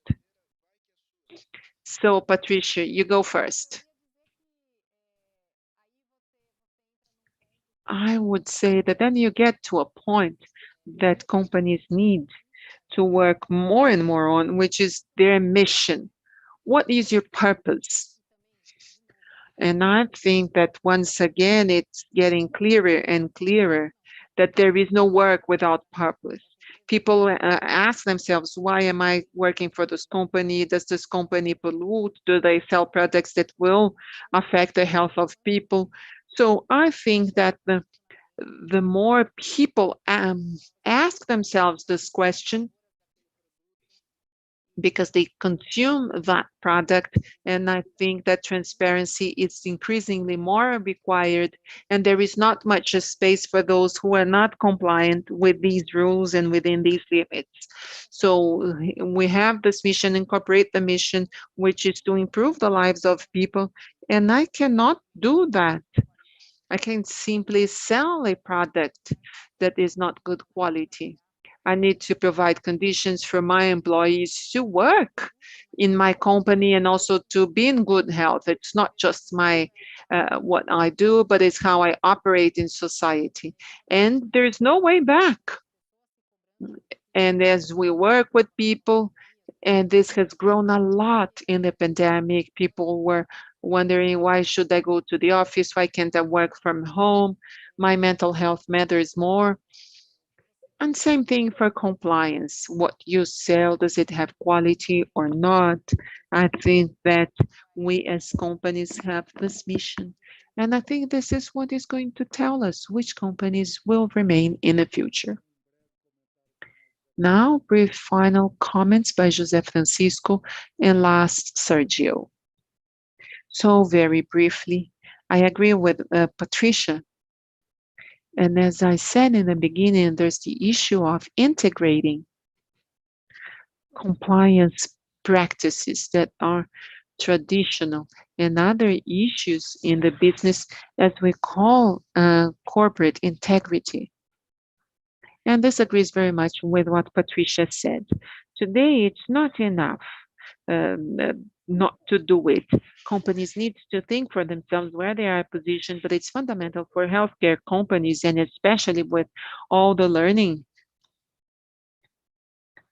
because in reality, COVID has been a disgrace, a global tragedy, but especially the healthcare industry needs to come out with it, with lessons learned for their strategy. So today, for the concept of compliance and integrity, it should be extended to core in the healthcare industry in terms of research and development, operation, communication, and also internal issues, as Patricia mentioned. It makes no sense for a company to have the ESG discourse and to treat their employees as if the only objective is to make money. So I think that the healthcare industry is spearheading, should take this. And this is the final end of your business, your customer, which deep down and in the end is the patient using your products, and they want to remain alive. And the pandemic has brought many practical lessons to us of how to do it and how not to do it. Dear Sergio, so your final remarks? Well, my final remark is wearing the shoes of someone who was in the government for a long time. So I am a little bit biased. So using the patient as a ruler, it solves part of things, but not the whole problem. Let me give you a specific example. Very expensive drugs. Should the government pay for importing drugs that do not exist in Brazil, and those having the benefit are people who have access to good lawyers, to the legal system, and that those funds that are used for these drugs are super sophisticated and they are needed for the other end of health management. And so is the government with technical capacity. So the Anvisa and ANS should be protected from political interests, and the prosecutor's office should not be part of this competition for positions, and companies should also say no loud and clear, no. Otherwise, there will be a disaster, as we had in the management of the pandemic by a Ministry of Health that was completely emptied from technical capacity. This is the preservation of people's lives. So the health of people is the supreme law. So if you want some, of course, in the government, you're going to give out and hand out, distribute positions, but in healthcare, no, we cannot allow that. So we have ended in high style with a few Latin words by our friend. So I would like to thank very much Patricia with her very intelligent remarks. In addition to her acknowledged professional capacity, and José Francisco, we apologize for taking him out from the beach, and also for his very firm assessment, and our Sergio Fausto with his academic touch that we in healthcare can relate to it, and also the whole country. Thank you very much, Patricia, José Francisco, and Sergio. Thank you all very much. Bye-bye. Microsoft Cloud for Healthcare brings together trusted capabilities to healthcare organizations and partners that enhances patient engagement, empowers health team collaboration, improves clinical and operational data insights, and protects sensitive health data. This integrated solution enables your organization to quickly access a portfolio of released and new healthcare capabilities tailored to the unique requirements of health data in the cloud. It unlocks the power of Microsoft 365, Azure, Dynamics 365, Power Platform, and our extensive partner ecosystem to create trusted end-to-end healthcare solutions. Together, it makes it faster and easier to provide more efficient care and helps support the end-to-end security, compliance, accessibility, and interoperability of health data. Microsoft Cloud for Healthcare empowers your organization to engage in more proactive ways with patients and gives caregivers tools to improve workflow efficiency, streamline collaboration, and connect data across existing sources to turn insight into action. Its connected cloud is designed to address your most pressing issues, enabling you with the speed and agility to adjust to change and build resiliency to help you weather today's challenges so you can begin to reimagine tomorrow. Microsoft Cloud for Healthcare, empowering health organizations to deliver better experiences, better insights, and better care. Learn more at aka.ms/cloud-for-healthcare.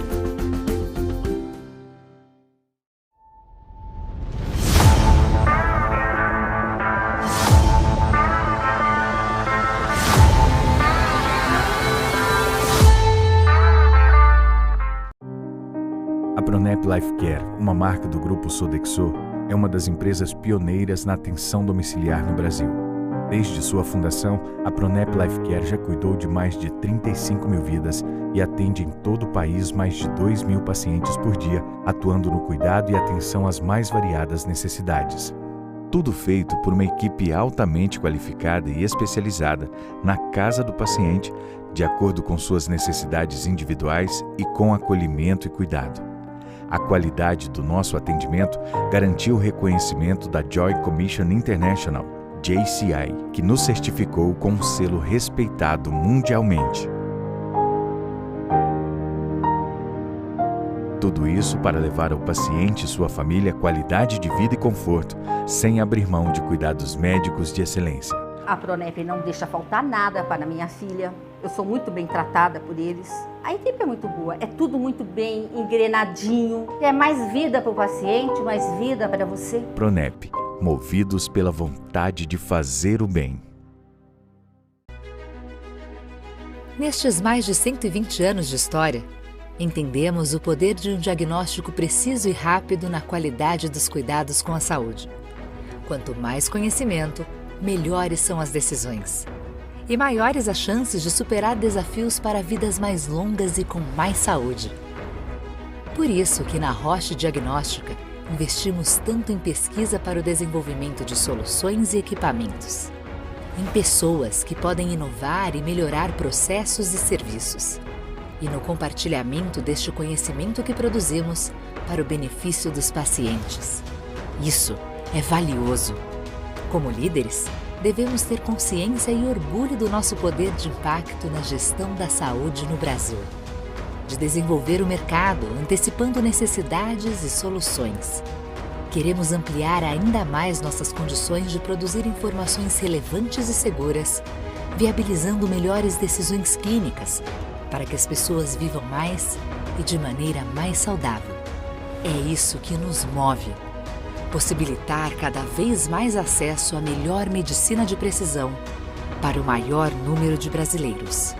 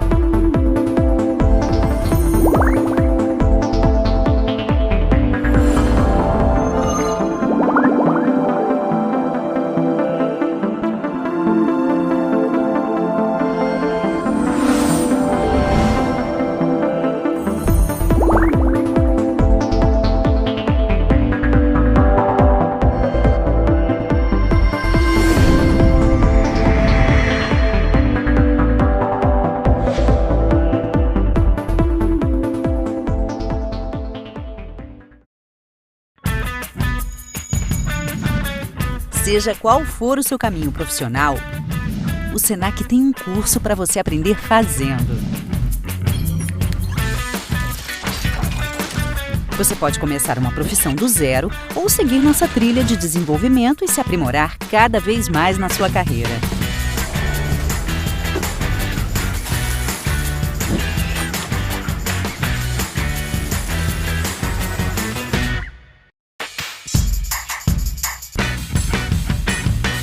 Aprender fazendo é a metodologia exclusiva do Senac, que tem foco na prática e faz toda a diferença na formação dos nossos alunos.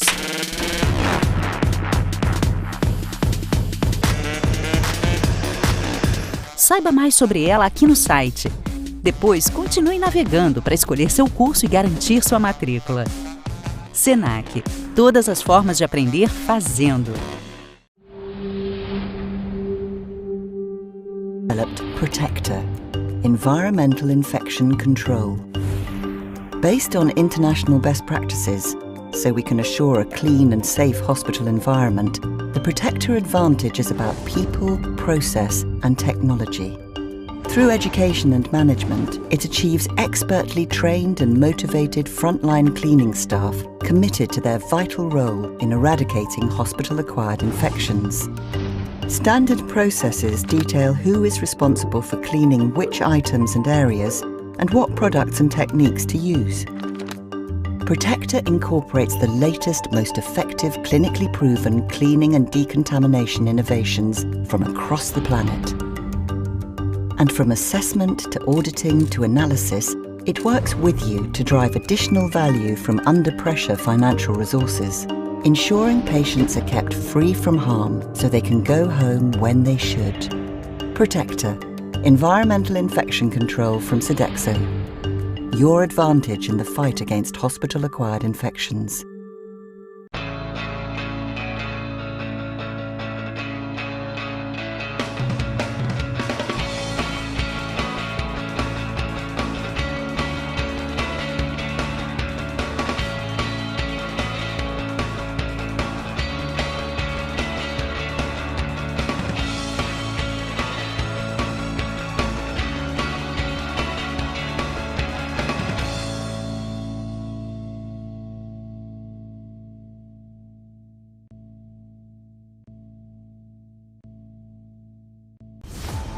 Você está na FIS Week.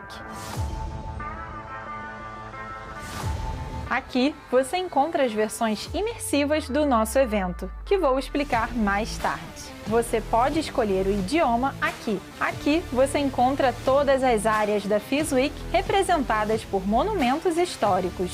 Na pirâmide, você pode acessar o FIS e ainda conhecer mais sobre a história da construção. Aqui você poderá assistir aos painéis do FIS 21, participar da discussão através do chat, enviando perguntas e comentários, além de conferir informações sobre o painel e os participantes. O mesmo vale para o Simetria e o Commits. Clique nos monumentos para acessar os eventos. Você também pode acessar a Meeting Zone no nosso mercado central. Lá você pode agendar um meeting com os nossos parceiros e encontrar outras pessoas que estão participando da FIS Week. E você também pode conferir a programação, os palestrantes, relaxar ouvindo música no nosso oásis e muito, muito mais.